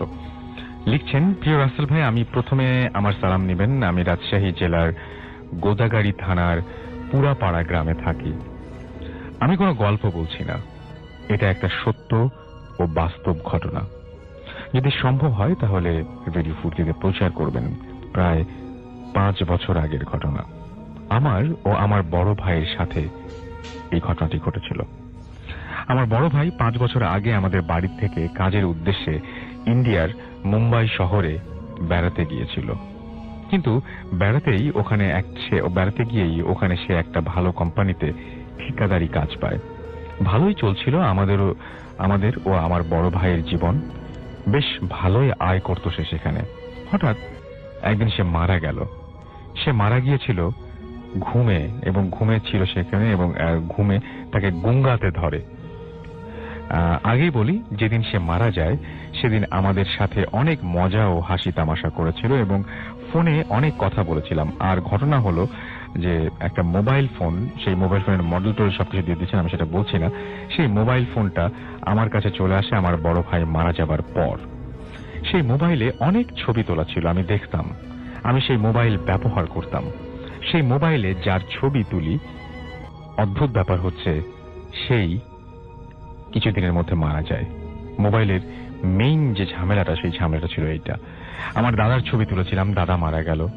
দাদিরও ছবি তুলেছিলাম, দাদি মারা গেল। আমার এক প্রতিবেশীর ছবি তুলেছিলাম, সেই প্রতিবেশী মারা গেল। আমার এক চাচাতো ভাতিজার ছবি তুলেছিলাম, সে মারা গেল। আমি যার ছবি তুলি সেই মারা যায়। আমি আজও সেই মোবাইল ব্যবহার করছি, কিন্তু কারো ছবি তুলতে পারি না। সেই মোবাইলে আজও আমি ছবি তুলতে ভয় পাই। আমাকে এবং রাসেল ভাই এভাবে মানে আর বিস্তারিত লিখতে পারলাম না, এটা আমার বাস্তব ঘটনা। যদি ভালো লাগে তাহলে সবাইকে শোনাবেন। তারপরে তার ফোন নাম্বার দেওয়া রয়েছে, যেই ফোন নাম্বারটা আছে সেই সিমটাও নিশ্চয়ই সেই মোবাইলেই ঢোকানো রয়েছে। সো আমি বিশ্বাস করি যে এই ঘটনাটা খতিয়ে দেখার জন্য কেউ বলবেন না যে ভাই একটা ছবি তুলুন তো দেখি, এটা তো কেউ বলবেন না। বাট এই ঘটনাটা শুনে আপনার কি মনে হয় সেটা আমাদের জানাতে পারেন। আসলে মানে এইটা মনে হয় আমরা অনেকে বলি না যে ঘটনাটা একদম বিশ্বাসযোগ্য মনে হলো না, ভাই ভয় লাগলো না, ভাই বেশ ফানি লাগলো। যারা অবশ্য ফানি বলেন তাদের আমার জিজ্ঞেস করতে ইচ্ছে করে যে ভাই আপনার কাছে আর কি কি ফানি লাগে, মানে কি কি আপনার কাছে আর ফানি লাগে, আমার খুব জিজ্ঞেস করতে ইচ্ছে করে। যাই হোক, তো যারা অবিশ্বাস করেন তাদের কিন্তু আমি কোনো দোষ দিচ্ছি না। আমি বলছি যারা অবিশ্বাস করেন তারাও মনে হয় মানে এই ক্যামেরার সামনে দাঁড়িয়ে ছবি তুলতে গেলে একটু দ্বিধাবোধ করবেন। আসলেই রাজি আছেন কেউ এই ক্যামেরার সামনে ছবি তুলতে? আমাকে যদি বলেন তাহলে আমি আমার প্রথমটা বলে দিই, আমি মোটেও মানে এই ব্যাপারে সাহস দেখাবো না, এবং আমি প্রথমে বলবো যে ভাই আই এম রিয়েলি সরি, আমি এই ধরনের কোনো পরীক্ষার মধ্যে দিয়ে যেতে রাজি না। কি মাসুম ভাই, আপনি ছবি তুলবেন? না, মাসুম না বলছে, মাসুমও তুলবে না। তো যাই হোক, আমাদের এখানে আরো অতিথিরা আছেন, তাদেরকে আমরা জিজ্ঞেস করব এবং তাদের কাছে যাবো। আমি আরেকজন আমাদের নতুন অতিথি জয়েন করেছেন, আমরা তার সাথে পরিচিত হই। আপনার নামটা প্লিজ একটু বলবেন। আমার নাম মোহাম্মদ সামিউল ইসলাম হিরণ, আমি মোহাম্মদপুর ঢাকা থেকে আসছি। মোহাম্মদপুর ঢাকা থেকে এসেছেন। এই যে ক্যামেরার কথাটা শুনলাম আমরা, মোবাইল ক্যামেরা, এই ক্যামেরা দিয়ে আপনাকে ছবি তুলতে বলে আপনি ছবি তুলবেন? না না, কখনো না। ওকে ওকে ভাই, আপনি আপনার মানে কি বলবো, যে আমি খুব অবাক হলাম যে আপনি যে কথাগুলো লিখেছেন সেখানে বিভিন্ন বয়সী মানুষ রয়েছে, আপনার চাচাতো ভাই রয়েছে, আপনার চাচাতো ভাতিজাও রয়েছেন, তিনি তো জানো।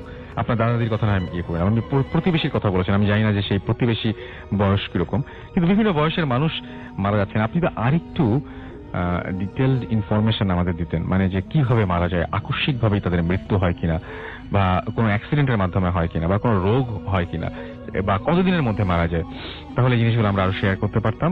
আপনি যদি এখন শুনে থাকেন তাহলে নেক্সট উইকে আমাদের এই ঘটনাটার বিস্তারিত আপনি জানাতে পারেন, এবং আমরাও চাই সেই ঘটনাটা শেয়ার করতে। আপনার ঘটনা শুনি। ধন্যবাদ রাসেল ভাই। আমার ঘটনাটি 1968 সালের। জি। এটি ঘটেছিল আমার দাদুর সাথে। জি। আমি ঘটনাটি শুনি আমার দাদির মুখ থেকে। মূল ঘটনা যাবার আগে আমি একটু পারিপার্শ্বিক বর্ণনা দিয়ে দিই। জি প্লিজ।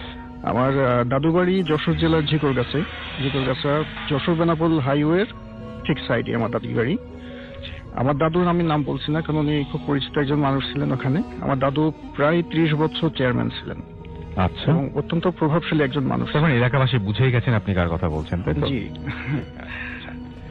বেশ প্রভাবশালী একজন মানুষ ছিলেন, যার কারণে এলাকার সালিশ বিচার, যেটা নর্মালি তখনকার দিনে হতো, সালিশ বিচারের কাজে দাদুকে প্রায় বিভিন্ন গ্রামে, নিজের গ্রামে ঘোরাফেরা করতে হতো। এবং ওনাকে সবাই প্রেসিডেন্ট বলে ডাকতেন, রাইট? হ্যাঁ, সেই সময় চেয়ারম্যানদেরকে মানুষ প্রেসিডেন্ট বলে ডাকতো। জি। এইরকমই একটি সালিশের ঘটনাকে কেন্দ্র করেই মেনলি আমার ঘটনা। আমার দাদু বাড়িটা ছিল ছোট্ট একটি গ্রাম। গ্রামটা পার হয়েই বেশ কয়েক মাইল বিস্তীর্ণ ধানি জমি। এই ধানি জমির ভিতর দিয়ে একটি কাঁচা পাকা রাস্তা পার হয়ে আবার বেশ কিছু গ্রাম। দাদুকে প্রায়ই এই সালিশ বিচারের কাজে দূর দূরান্তের গ্রামে যেতে হতো। দাদু সেক্ষেত্রে তার নিজের একটা ঘোড়ার গাড়ি ছিল, দাদু সেটি ব্যবহার করতেন।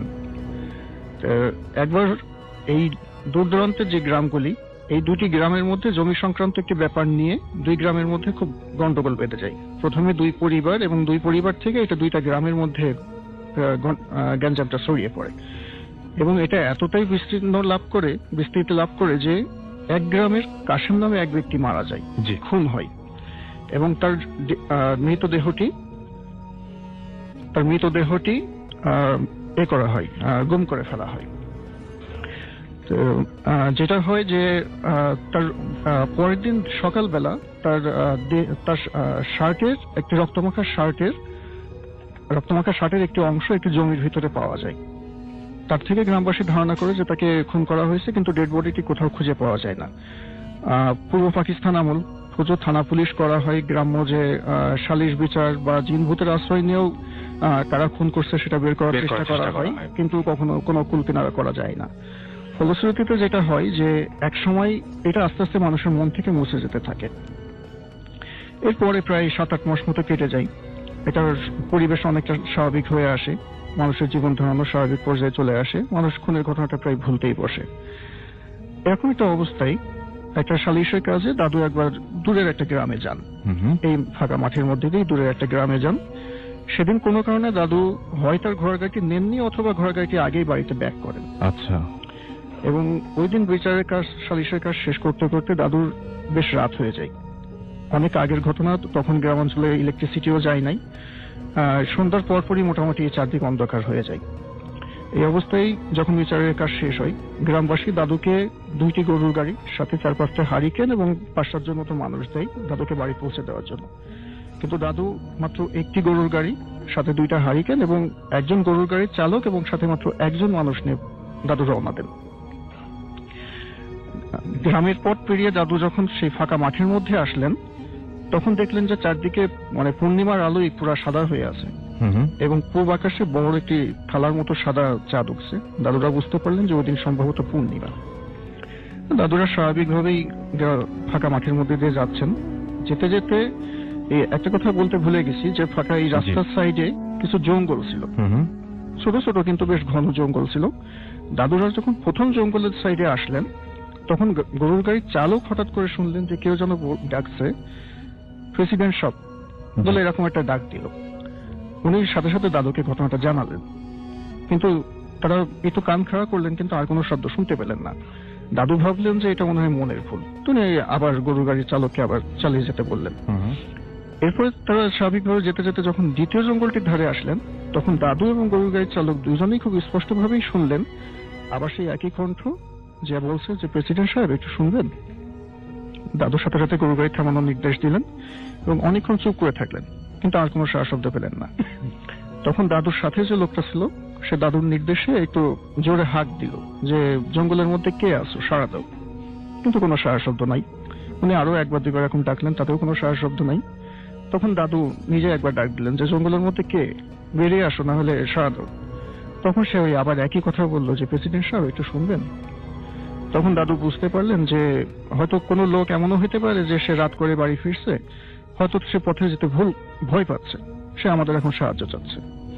তখন দাদু একটু এক কাজ করলেন কি যে হারিকেনটা নিয়ে, আর দাদুর হাতে একটা লাঠি ছিল, উনি নিয়ে ওটা জঙ্গলের মধ্যে যাওয়ার একটু চেষ্টা করলেন। দাদুর বয়স তখন অলরেডি 65 পার হয়ে গেছে, কিন্তু দাদুর সাথে যারা ছিলেন যে দুজন গরু গাড়ির চালক এবং সাধারণ যে মানুষটি ছিল, তারা দাদুকে একা যেতে দিতে রাজি না। তখন দাদু ওদেরকে বুঝালেন যে দেখো, ওই লোকটা কিন্তু তোমাদের কথায় সাড়া দিচ্ছে না, শুধুমাত্র আমার কথায় সাড়া দিচ্ছে। তার মানে সে চাচ্ছে যে শুধুমাত্র আমার সাথে কথাবার্তা বলতে, তা আমার সেখানে একাই যাওয়া উচিত। এভাবে তাদেরকে বুঝিয়ে দাদু একাই জঙ্গলের মধ্যে রওনা দিলেন। জঙ্গলের মধ্যে দিয়ে বেশ কিছু দূর যাবার পরে তখন আবার পিছন থেকে তিনি সেই একই কথাটা শুনতে পারলেন যে প্রেসিডেন্ট সাহেব। তখন দাদু ঘুরে দাঁড়ালেন, কিন্তু কাউকে দেখতে পেলেন না। তখন দাদু জিজ্ঞেস করলেন যে কে। তখন একটা গাছের আড়াল থেকে উত্তর আসলো যে আমি কাশেম। আচ্ছা। তখন দাদু বললেন যে কোন কাশেম? তখন বললো যে আমি সেই কাশেম যাকে 5-7 মাস আগে খুন করা হয়েছে। তখন দাদু মনে করলেন যে হয়তো কেউ কাশেমের নাম করে অন্য কেউ হয়তো আমাকে কোনো ইনফরমেশন দিতে চাচ্ছে, এটাও হতে পারে। তখন দাদু বললেন যে তুমি আমার সামনে আসো। তখন উনি বললেন যে আপনি তাহলে আপনার হারিকেনের আলোটা নিভিয়ে দেন। তখন দাদু তার হাতের হারিকেনের আলোটা কি মনে করে নিভিয়ে দিলেন। তখন দেখলেন যে একটু দূরের একটা গাছের সাইড থেকে জরাজীর্ণ অবস্থা একজন মানুষ দাদুর সামনে বেরিয়ে আসলো। দাদু তাকে দেখে সত্যি চিনতে পারলেন যে এটা সে খুন হওয়া কাশেম, কারণ দাদু তাকে পূর্বভাবে আগে থেকেই চিনতেন। দাদুর জমি সে চাষ করত। তার গায়ের পোশাক আশাক শতচিহ্ন, ময়লা, ছেঁড়া ছোট, খুবই খারাপ অবস্থা। সে নিজেও অনেক শুকিয়ে গেছে। তার গলায় লাল রঙের একটি গামছা ঝুলানো। সে দাদুর সামনে এসে বলল যে প্রেসিডেন্ট সাহেব, আমাকে ভয় পাবেন না, আমি আপনাকে কিছু কথা বলতে আসছি। তখন দাদু বললেন যে কি কথা বলো। তখন বসে বললো যে 7-8 মাস আগের কথা। আমি রাত্রিবেলা টয়লেট করার জন্য আমি ঘর থেকে বের হয়েছি। গ্রামাঞ্চলের টয়লেট একটু সাধারণত দূরেই থাকে। সে যখনই টয়লেট করার জন্য বের হয়েছে, কে পিছন থেকে এসে তার মুখ চেপে ধরছে। সে সারানোর চেষ্টা করতেই করতেই আরো 4-5 জন এসে তার হাত পা বেঁধে ফেলে এবং ওই অবস্থায় তাকে টানতে টানতে, আমি তার নাম বলছি না, অমুকের জমিতে নিয়ে যায়। নিয়ে যে তাকে খুব বেদম প্রহার করতে থাকে এবং বলতে থাকে যে জমি জমার মামলা নিয়ে তোর এত বার বাড়ছে কেন। হ্যাঁ, তখন এই কাশেম বুঝতে পারে যে এটা গ্রামের অন্য এক কাশেমকে টার্গেট করে আসলে ভুল করে এই কাশেমকে নিয়ে চলে আসছে। সে অনেক বোঝানোর চেষ্টা করে, কিন্তু বোঝানোর করতে থাকে, কিন্তু হাত পা মুখ বাঁধা থাকায় সে কোনো রকম এটা প্রকাশ করতে পারে না যে তাকে ভুল করে ধরে নিয়ে আসা হয়েছে। এই অবস্থায় মারতে মারতে একসময় সে মারা যায় এবং তার ডেড বডিটা ওই জঙ্গলের মধ্যেই একটা গাছের গোড়ায় পুঁতে রাখা হয়। বলে কাশেম দাদুকে একটা গাছ হাতের ইশারা দিয়ে দেখায় যে অমুক গাছের নিচে তার দেহটা পুঁতে রাখা হয়েছে। এদিকে দাদুর দেরি দেখে দাদুর গরু গাড়িতে রাস্তায় যারা ছিল ওই দুজন দাদুকে খুঁজতে খুঁজতে জঙ্গলের মধ্যে চলে আসে। আচ্ছা। এসে দেখে যে দাদুর হাতের হারিকেনটা নেভানো, দাদুর ঠায় দাঁড়ায় আছে। দাদুকে কয়েকবার ডাকার পরেও সে সাড়া দিচ্ছে না। তখন গায়ে ঝাঁকুনি দিলে তার সম্মতিটা ফিরে আসে। আচ্ছা। সে অবস্থায় দাদুকে তারা ধরে নিয়ে 2 পাশে করে বাড়িতে পৌঁছে দেয়। আচ্ছা। দাদু প্রায় 2 দিন মতো বাসা থেকে বের হয় না। 3য় দিনের দিন দাদু পুলিশ এবং অন্যান্য যারা ছিল তাদেরকে নিয়ে এসে সেই জঙ্গলে আসে এবং গাছের গোড়া খুঁড়ে তার সেই ডেড বডিটা সেখানে পায়। সেই জরাজীর্ণ অবস্থা এবং গলায় একটা লাল গামছা। তার মানে যেভাবে বলেছিল মোটামুটি সেভাবেই সবকিছু মিলে গেছে। আসসালামু আলাইকুম রাসেল ভাই, আমি তানজিল। আমি বর্তমানে কাতারে আছি। সো এখানে একটা 5 স্টার হোটেলে আমি 2 বছর যাবত জব করতেছি, হাউসকিপিং ডিপার্টমেন্টের রুম অ্যাটেন্ডেন্স। সো কাতার আসার পরে আমার বেশ কিছু ঘটনা আছে, আমার সাথে ঘটছে, আর আমার লাইফে অনেকগুলো ঘটনা আছে। সো কাতার আসার পরে যে ফার্স্ট যে ঘটনাটা আমার সাথে ঘটছে আমি সেটা শেয়ার করতেছি। সেটা হলো, আমি এখানে একটা হোটেলে জব করতেছি। তো সঙ্গত কারণে আমি আমার হোটেলের নামটা বলতে চাইতেছি না। তো যাই হোক, এখানকার রুলস হইলো যে প্রতিটা অ্যাটেন্ডেন্সই প্রতি 2 মাস পর পর 1 সপ্তাহের জন্য নাইট ডিউটি করতে হবে। এটা হলো এখানকার রুলস। সো সেই সুবাদে আমি যখন আসি, আমার ফার্স্ট কাতারে আসার 2 মাস শেষ করার পরে আমার এই ডিউটিটা পড়ে 1 সপ্তাহের জন্য। 1 সপ্তাহের জন্য আমার নাইট ডিউটি পড়ে। তো আমি যথাযথ ফার্স্ট টাইম নাইট ডিউটি করতেছিলাম। নাইট ডিউটির 3 থেকে 4 দিনের মাথায় কাজ করতেছি। তো আমার সাথে আমার এক কলিগ ছিল। কলিগটা হলো শ্রীলঙ্কান, ওর নাম হচ্ছে ইরফান। তো আমরা যথারীতি আমাদের কাজ আমরা করতেছি, রুমগুলা চেক করতেছি। আমাদের রুম লিস্টের মধ্যে যেসব রুম নাম্বার ছিল সেগুলা আস্তে আস্তে একটার পর একটা আমরা চেক করতেছিলাম। তো এর মধ্যে একটা রুম ছিল 1204, এই নাম্বার একটা রুম ছিল। তো আমি জাস্ট রুমে নক করছি আমার সেই কলিগটা। নক করার পরে সে ভিতরে এন্টার করছে। তো রুমটা ছিল চেক আউট, মানে ভিতরে কোনো গেস্ট ছিল না, আর গেস্ট আসবেও না। তো আমরা জাস্ট চেক করতেছিলাম আর কি। তো আমি জাস্ট রুমের বাইরে আমাদের যে জিনিসপত্র সরঞ্জাম সেগুলো জাস্ট অ্যারেঞ্জ করতেছিলাম, আর ও রুমের ভিতরে ঢুকছে সেটা ওপেন করা। তো আমি জাস্ট আমার মতো আমি কাজ করতেছিলাম। তো ও আমার ভিতর থেকে বলবে যে ভিতরে কি কি লাগবে, আমি সেগুলো দিব, তারপর আমি একসাথে ভিতরে ঢুকে কাজ করব। তো তারপর আমি আমার জিনিসপত্র অ্যারেঞ্জ করতেছি।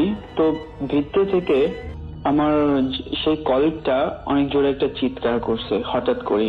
তো আমি জাস্ট কিছু না ভাই আমি জাস্ট ভিতরে ঢুকে গেছি, কেন এরকম চিৎকার করলো। তো আমি জাস্ট ভেতরে ঢুকলাম এন্ড দেখতেছি যে ওই জাস্ট ফ্লোরের মধ্যে হাঁটু গেড়ে বৈশা কাঁপতেছে এন্ড মানে খুব ভয় পাইতেছে মাথার মধ্যে হাত দিয়া। তো আমি জিজ্ঞাসা করলাম, কি হয়েছে, তুমি এরকম করতেছো কেন? তো ওই আমার জাস্ট ওর বাম হাত দিয়ে বাম হাতের আঙ্গুল দিয়ে দেখা যাচ্ছে যে উপরের দিকে তাকাও, জাস্ট ইশারা করতেছে আমার, সরি। তো আমি জাস্ট যখন উপরের দিকে তাকাইছি, আমি জাস্ট দেখলাম সিলিং এর উপরে একজন লোক গলায় ফাঁসি দিয়ে ঝুলতেছে, সিলিং এ ঝুলতেছে।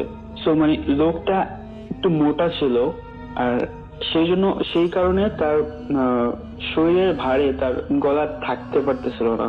তো তার গলার অনেকখানি অংশ ছিঁড়ে গেছে শরীরের ভারে। সো আমি এটা দেখার পর আমি জাস্ট পুরো অনেক ভয় পাই এন্ড জাস্ট আমি ফ্রিজ হয়ে যাই। তো কিছুক্ষণ পর আমি আর টিকতে না পারি, আমি আমার জ্ঞান হারিয়ে ফেলি। এই ঘটনাটা ঘটছে তখন রাত বাজে 1:30 থেকে 2টার সময়। তো যখন আমি আমার জ্ঞান ফিরলো, তখন দেখতেছি আমার চারপাশে আমার ম্যানেজার, আমার ডিপার্টমেন্টের ম্যানেজার, বিভিন্ন ম্যানেজার এন্ড আমার জিএম, তারা সবাই আমার চারদিকে দাঁড়ায় আছে। আমার যখন জ্ঞান ফিরলো তখন তারা জিজ্ঞাসা করতেছে, কি হয়েছিল, তুমি ওই রুমে কি করতেছিল? তো আমি জাস্ট বললাম যে আমাদের রুম লিস্টে তো এই রুমটা ছিল, তো আমরা জাস্ট চেক করতে ওই রুমে গেছিলাম।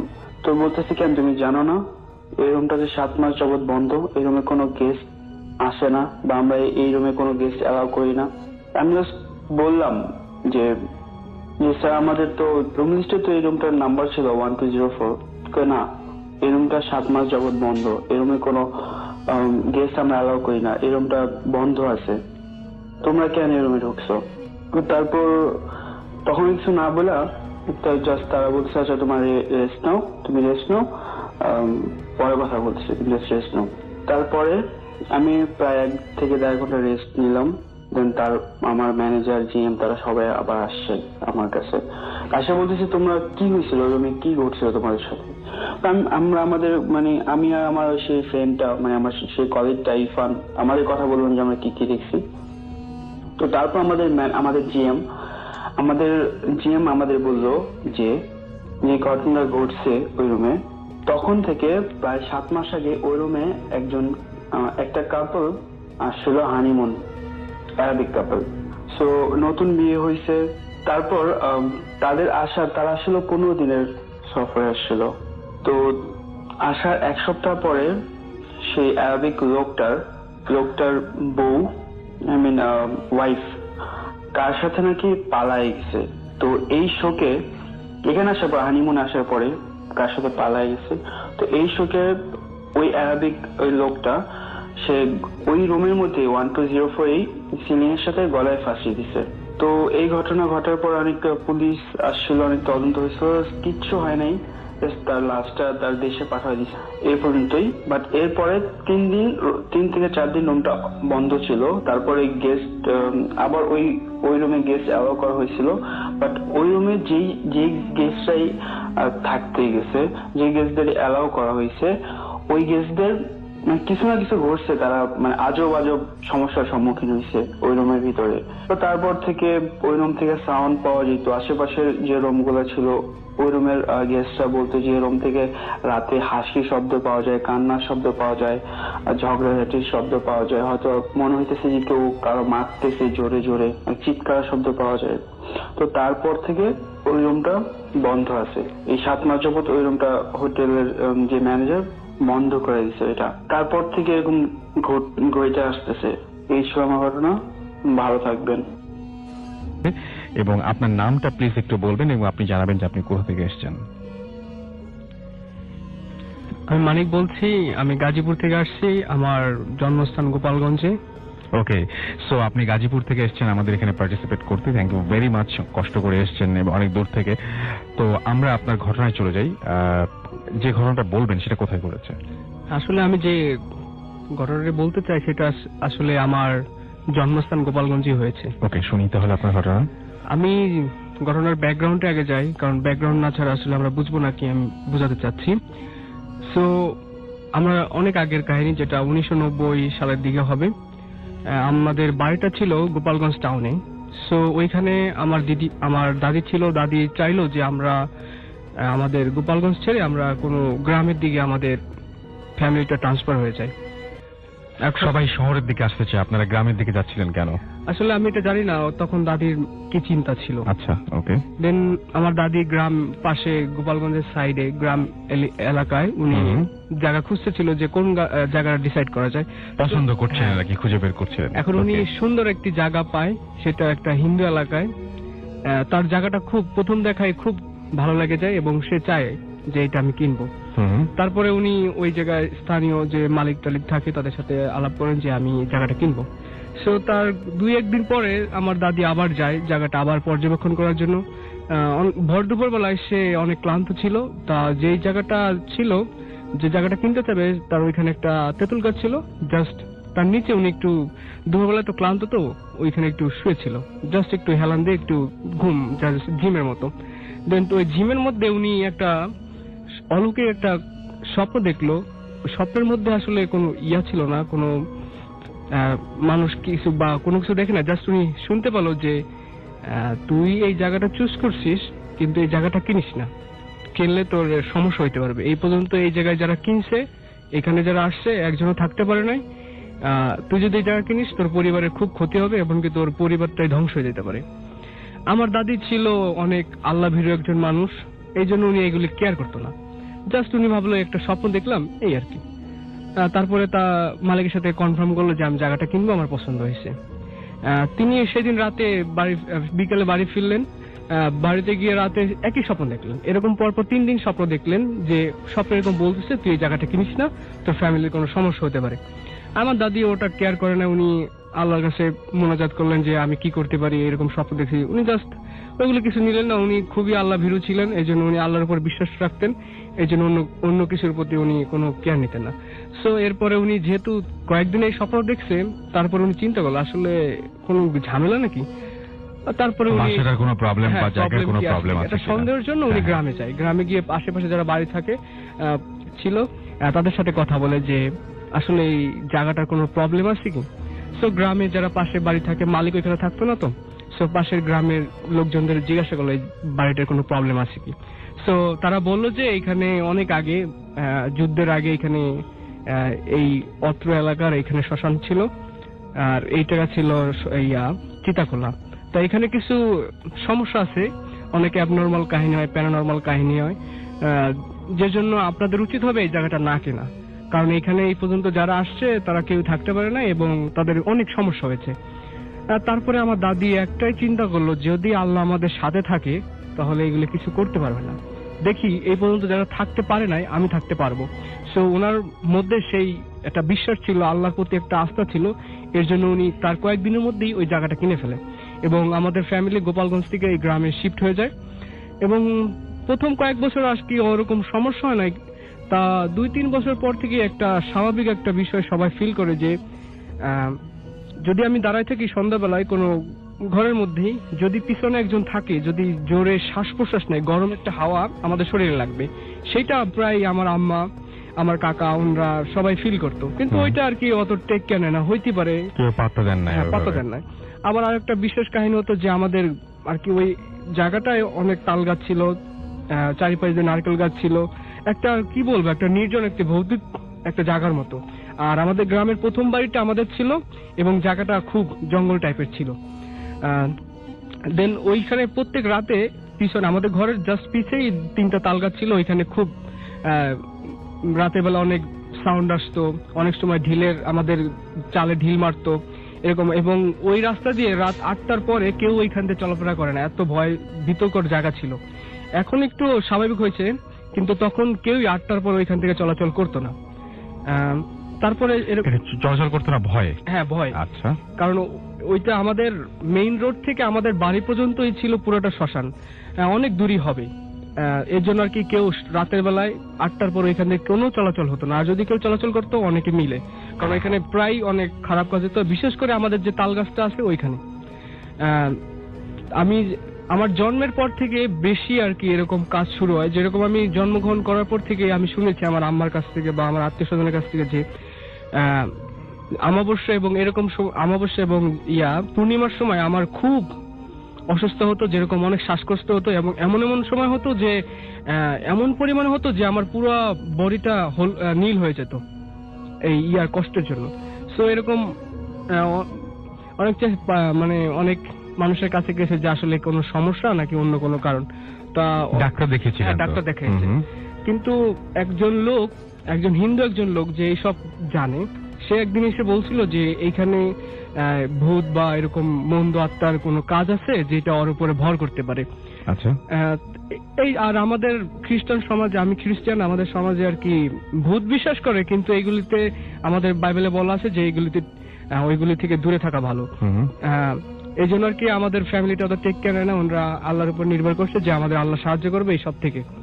আমরা মানুষ এর জন্য আর কি আল্লাহ সাহায্য থাকলে আমরা সবকিছু পারবো। দেন এরকম চললো, আমি প্রায় অসুস্থ হতাম, এরকম অনেক কাহিনী। তারপরে যেটা আমি প্রথম যে এক্সপিরিয়েন্স আমার হয় যে আসলে ভূত বা এরকম কিছু, আমি একদিন আমার কাকার সাথে গোপালগঞ্জ গিয়েছিলাম এবং সন্ধ্যার টাইমে আমি গোপালগঞ্জ থেকে ব্যাক করতেছি আমাদের গ্রামে। তো আমাদের বলেছি যে আমাদের মেইন রোড থেকে আমাদের বাড়ি পর্যন্ত শ্মশান, মানে পুরনো শ্মশান ছিল। জাস্ট 2 দিন আগে ওইখানে আমাদের রাস্তার একটা মাঝ বরাবর, আমাদের বাড়ি থেকে মেইন রোডের মাঝ বরাবর একটা জায়গায় 2 সাইডে 2টা কবর দেওয়া হয়েছে, যারা আর কি ফাঁসি বা বিষ খেয়ে মারা গেছে, তাদের অপঘাতে মৃত্যু, ঠিক স্বাভাবিক মৃত্যু না। আচ্ছা। তো ঠিক 2টা কবরের পাশে রাস্তা, মাঝখানে রাস্তা, 2 পাশে 2টা গাছ আছে, গাছ 2টার আসলে আমি আইডেন্টিফাই করতে পারি না কোন গাছ। সো আমরা যখন ওই গাছের কাছে আসলাম, প্রথমে দেখলাম একটা আলো ওই কবরের ওই মাঝখান দিয়ে রাস্তার উপর উঠলো। দেন তারপর দেখলাম কি হঠাৎ ওই 2টা গাছই আগুনের মতো ধরে গেল, জাস্ট নীল আলো। সো আমার চোখের সামনে? হ্যাঁ, আমার চোখের সামনে। আমি তখন অনেক ছোট ছিলাম, কিন্তু এখনো ওই জিনিসটা আমার চোখে ভাসে। সো আমার চাচা বললো কি, বাবা তুমি চোখটা বন্ধ করো, এখানে একটু সমস্যা আছে। আমি চোখ বন্ধ করলাম এবং আল্লাহর নাম স্মরণ করতে করতে আমরা বাড়িতে পৌঁছে গেলাম। চোখ খুলে কি দেখলেন? আমি তো দেখছি ওই আগুন ধরছে, এবং আমার চাচা তখনই বলছে তুমি চোখ বন্ধ করো নাহলে ভয় পাবে, এর জন্য আমি তখনই চোখ বন্ধ করি। আমার সেকেন্ড যে এক্সপিরিয়েন্সটা আমি পাই সেটা হচ্ছে আমার দাদির সাথে একদিন আমরা মাছ ধরতে গেছিলাম।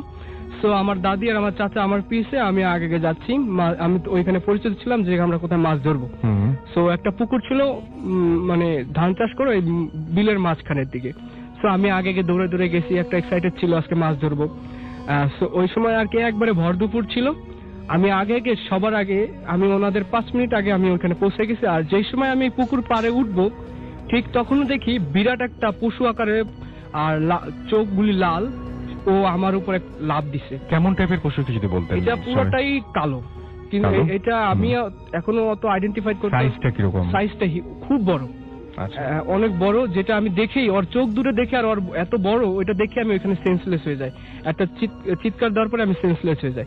সো এই চিৎকার শুনে আমার দাদি এবং আমার চাচা এসে আমাকে হসপিটাল নিয়ে যায়। আমি প্রায় 3-4 ঘন্টা অজ্ঞান ছিলাম, তারপরে আমি ঠিক হই। তারপরে ওনারা আমার ভয়টা কাটানোর জন্য, যে তুমি এটা দেখে ভয় পেয়েছো, চলো তোমাকে দেখাই ওখানে কি ছিল। আমি ওখানে যাই দেখি কি একটা মরা কুকুর পচা, কিন্তু আমি দেখছি অন্য একটা জিনিস। এটা ছিল আমার সেকেন্ড এক্সপ্রেশন। আমি এরপরে আমার বাবার কাহিনী আসি, যে আমার বাবার কিভাবে ক্ষতি হয়েছে। তারপরে এরকম অনেক কাহিনী হওয়ার পরে আমার বাবা ছিল ওই আর কি, ওই যে জায়গাটা বিশেষ সমস্যা ছিল যে ওইখানে যে ফ্যামিলিগুলি আসে তাদের প্রথম সন্তানদের সমস্যা হয়, অন্য কারো অত সমস্যা না, কিন্তু সেই জন্যই আপনার সমস্যাগুলো হচ্ছে। হ্যাঁ, আচ্ছা, এটা বেসিক্যালি যে প্রথম সন্তান হবে ছেলে, মেয়ে না ছেলে, তারই প্রবলেমটা হবে। সো আমার ফ্যামিলিতে আমার বাবা ছিল প্রথম ছেলে, তার অনেক সমস্যা ছিল। সে আর কি এরকম হঠাৎ অনেক প্রচন্ড অসুস্থ হয়ে যেত, কিন্তু উনি গ্রামের মধ্যে খুব হেলদি মানুষ ছিল, খুবই 6 ফিটের মতো লম্বা এবং খুবই হেলদি। ওনার মতো গ্রামে এত হেলদি মানুষ ছিল না আমার আব্বার মতো। সো হঠাৎই উনি অসুস্থ হয়ে পড়তো, কোনো কারণ ছাড়াই হঠাৎ। ইভেন ঢাকায় এসে আমাদের গোপালগঞ্জে অনেক ডাক্তারখানায়, অনেক হসপিটালে দেখানো হয়েছে। ঢাকাতেও আপনারা দেখিয়েছেন, আপনি বলছিলেন। কিন্তু কোনো রিপোর্টে কোনো কাজ হয় নাই, রিপোর্ট জিরো। ডাক্তারও কনফিউজ যে এত ঝামেলা, এত অসুস্থ কিন্তু কোনো রিপোর্ট আসতেছে না সঠিক। একজন বলতেছে এই রোগ, একজনের এই রোগ, কিন্তু সঠিক কেউ রোগের শেষ পর্যন্ত উনি বিছানাতেই পড়ে গিয়েছিলেন একদম পুরোপুরি। তার আগে একটু কাহিনী বলতে চাই যে এই আমার আব্বা অসুস্থ হওয়ার আগে যে আরো কয়েকটা প্যারানরমাল কাজ হয়েছিল। যেরকম আমাদের গ্রামের মধ্যে আমাদের বাড়িতেই শুধু 2টা ফজলি আম গাছ ছিল, প্রচুর আম ধরতো। আমি ছোটবেলায় দেখেছি প্রচুর আম ধরতো, কিন্তু হঠাৎ আমের সময়, আমের সিজনে আমগুলি খুব বড় হয়েছে, হঠাৎ একদিনের মধ্যে পুরো আম গাছটা শুকায় গেছে। এবং আস্তে আস্তে যেরকম একটা গাছ যদি আপনি ডাল আগুনে পোড়ান যে গুড়ি গুড়ি হয়ে পড়বে, ঠিক ওই গাছটা এরকম গুড়ি গুড়ি, আগুন না কিন্তু জাস্ট আগুনে পড়লে যেরকম ছাইটা হয় ওরকম গুড়ি গুড়ি হয়ে পড়ে পুরো গাছটা ওইরকম গেছে। যে আমরা কাঠ বানাবো বা গাছটা মরে গেলে সাধারণত কাইটে আগুন জ্বালতে হিসেবে ব্যবহার করে বা ফার্নিচার তৈরি, কিন্তু সেই সুযোগটা আমরা পাই না। ওইটা ছাইয়ের মতো পুরে ওইটা শেষ হয়ে গেছে, কিন্তু কোনো আগুন ছিল না। তো ও দেখে গ্রামের সবাই আর কি একটা অনুমান করছিল যে এখানে একটা ঝামেলা আছে। সো আমরা এরপরে আমাদের যে পালক বা ওনারা থাকে ওই প্রিন্সদের ডাকছি, ওনারা এসে আর কি অনেক প্রার্থনা করছে যেন কোনো কিছু না হয়। কিন্তু ওনারা একটা কথা বলছিল যে আসলে এখানে অনেক ঝামেলা আছে, তোমাদের উচিত হবে যে এখান থেকে তাড়াতাড়ি শিফট হয়ে যাওয়া, নাহলে তোমাদের আসলে কোনো সমস্যা হতে পারত। কিন্তু আমার ওই একটাই, আমার দাদির দৃঢ় বিশ্বাস ছিল যে আল্লাহ আমাদের রক্ষা করবে, এর জন্য আর কি আমরা এখানে থাকা। তারপরে আরো একটা খুব আশ্চর্য একটা কাহিনী যেটা আমরা পরে শুনবো, আমাদেরকে ছোট্ট বলে যাবো আমাদের পরবর্তী অতিথির কাছে। আপনার নামটা প্লিজ একটু বলবেন এবং জানিয়ে দিন যে আপনি কোথা থেকে এসেছেন আমাদেরকে। জি, আমি মোহাম্মদ হাসিব, পিএন কলেজ ঢাকাতে পড়াশোনা করতেছি, এবার সেকেন্ড ইয়ার। আমি আসছি মিরপুর 14 ভাষান্তিক এলাকা থেকে। ওকে, আপনার ঘটনা শুনি আমরা। জি, আজকে আমি যে ঘটনাটা শেয়ার করব, ঘটনাটা আমার ছোট বোনের বান্ধবীর কাছ থেকে শোনা। ঘটনাটা ঘটেছে দিনাজপুরের মধ্যপাড়া গ্রামে। গ্রামের ভিতরে একটা ফ্যামিলি থাকতো। ফ্যামিলিতে ছিল হাজবেন্ড ওয়াইফ আর কাজের মেয়ে। হাজবেন্ড শহরে চাকরি করার কারণে বাড়িতে সবসময় থাকতো না, শুধুমাত্র উইকেন্ড পাইলেই বাড়িতে আসতো। তো বাড়িতে কাজের মেয়েটাই ওই মহিলার সব কাজ করে দিত। ভাই আগেই বলি, এই মহিলাটা ছিল প্রেগনেন্ট। তো একদিন রাত্রে মহিলার খুব পানি তৃষ্ণা পায়। তো ওই মহিলাটা কাজের মেয়েকে ডাক দেয় পানি এনে দেওয়ার জন্য। তো অনেকক্ষণ ডাকার পর কাজের মেয়েটা আর আসে না, অনেক গভীর ঘুমে ছিল। তারপর মহিলাটা নিজেই পানি খেতে যায়, কলসের কাছে যায়, দেখে কি কলসে পানি নেই। তো উনি ভাবলেন যে টিউবওয়েল তো পাশেই, আমি যা পানি খায় আসি। তো তিনি গেলেন বাইরের টিউবওয়েলের কাছে পানি খেতে। পানি খাওয়া শেষ করে যখন ঘরে ঢুকবে তখন তিনি পিছন থেকে কান্নার আওয়াজ শুনতে পায়। তো তিনি পিছনে তাকালেন, দেখলেন কি টিউবওয়েলের পাশে শিউলি গাছের গোড়ায় একটা বাচ্চা বসে কান্না করতেছে। তো তিনি বাচ্চাটাকে দেখে জিজ্ঞেস করে, কি তুমি কাঁদতেছো কেন?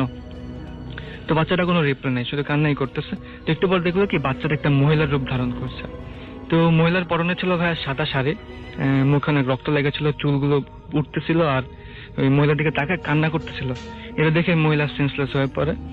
পরদিন যখন জ্ঞান ফিরে তখন দেখে যে কাজের মেয়ে আর বাড়ির আশেপাশের প্রতিবেশীরা তাকে দেখতে আসছে। তো এই ঘটনা শুনে শহর থেকে হাজবেন্ড বাড়িতে চলে আসে।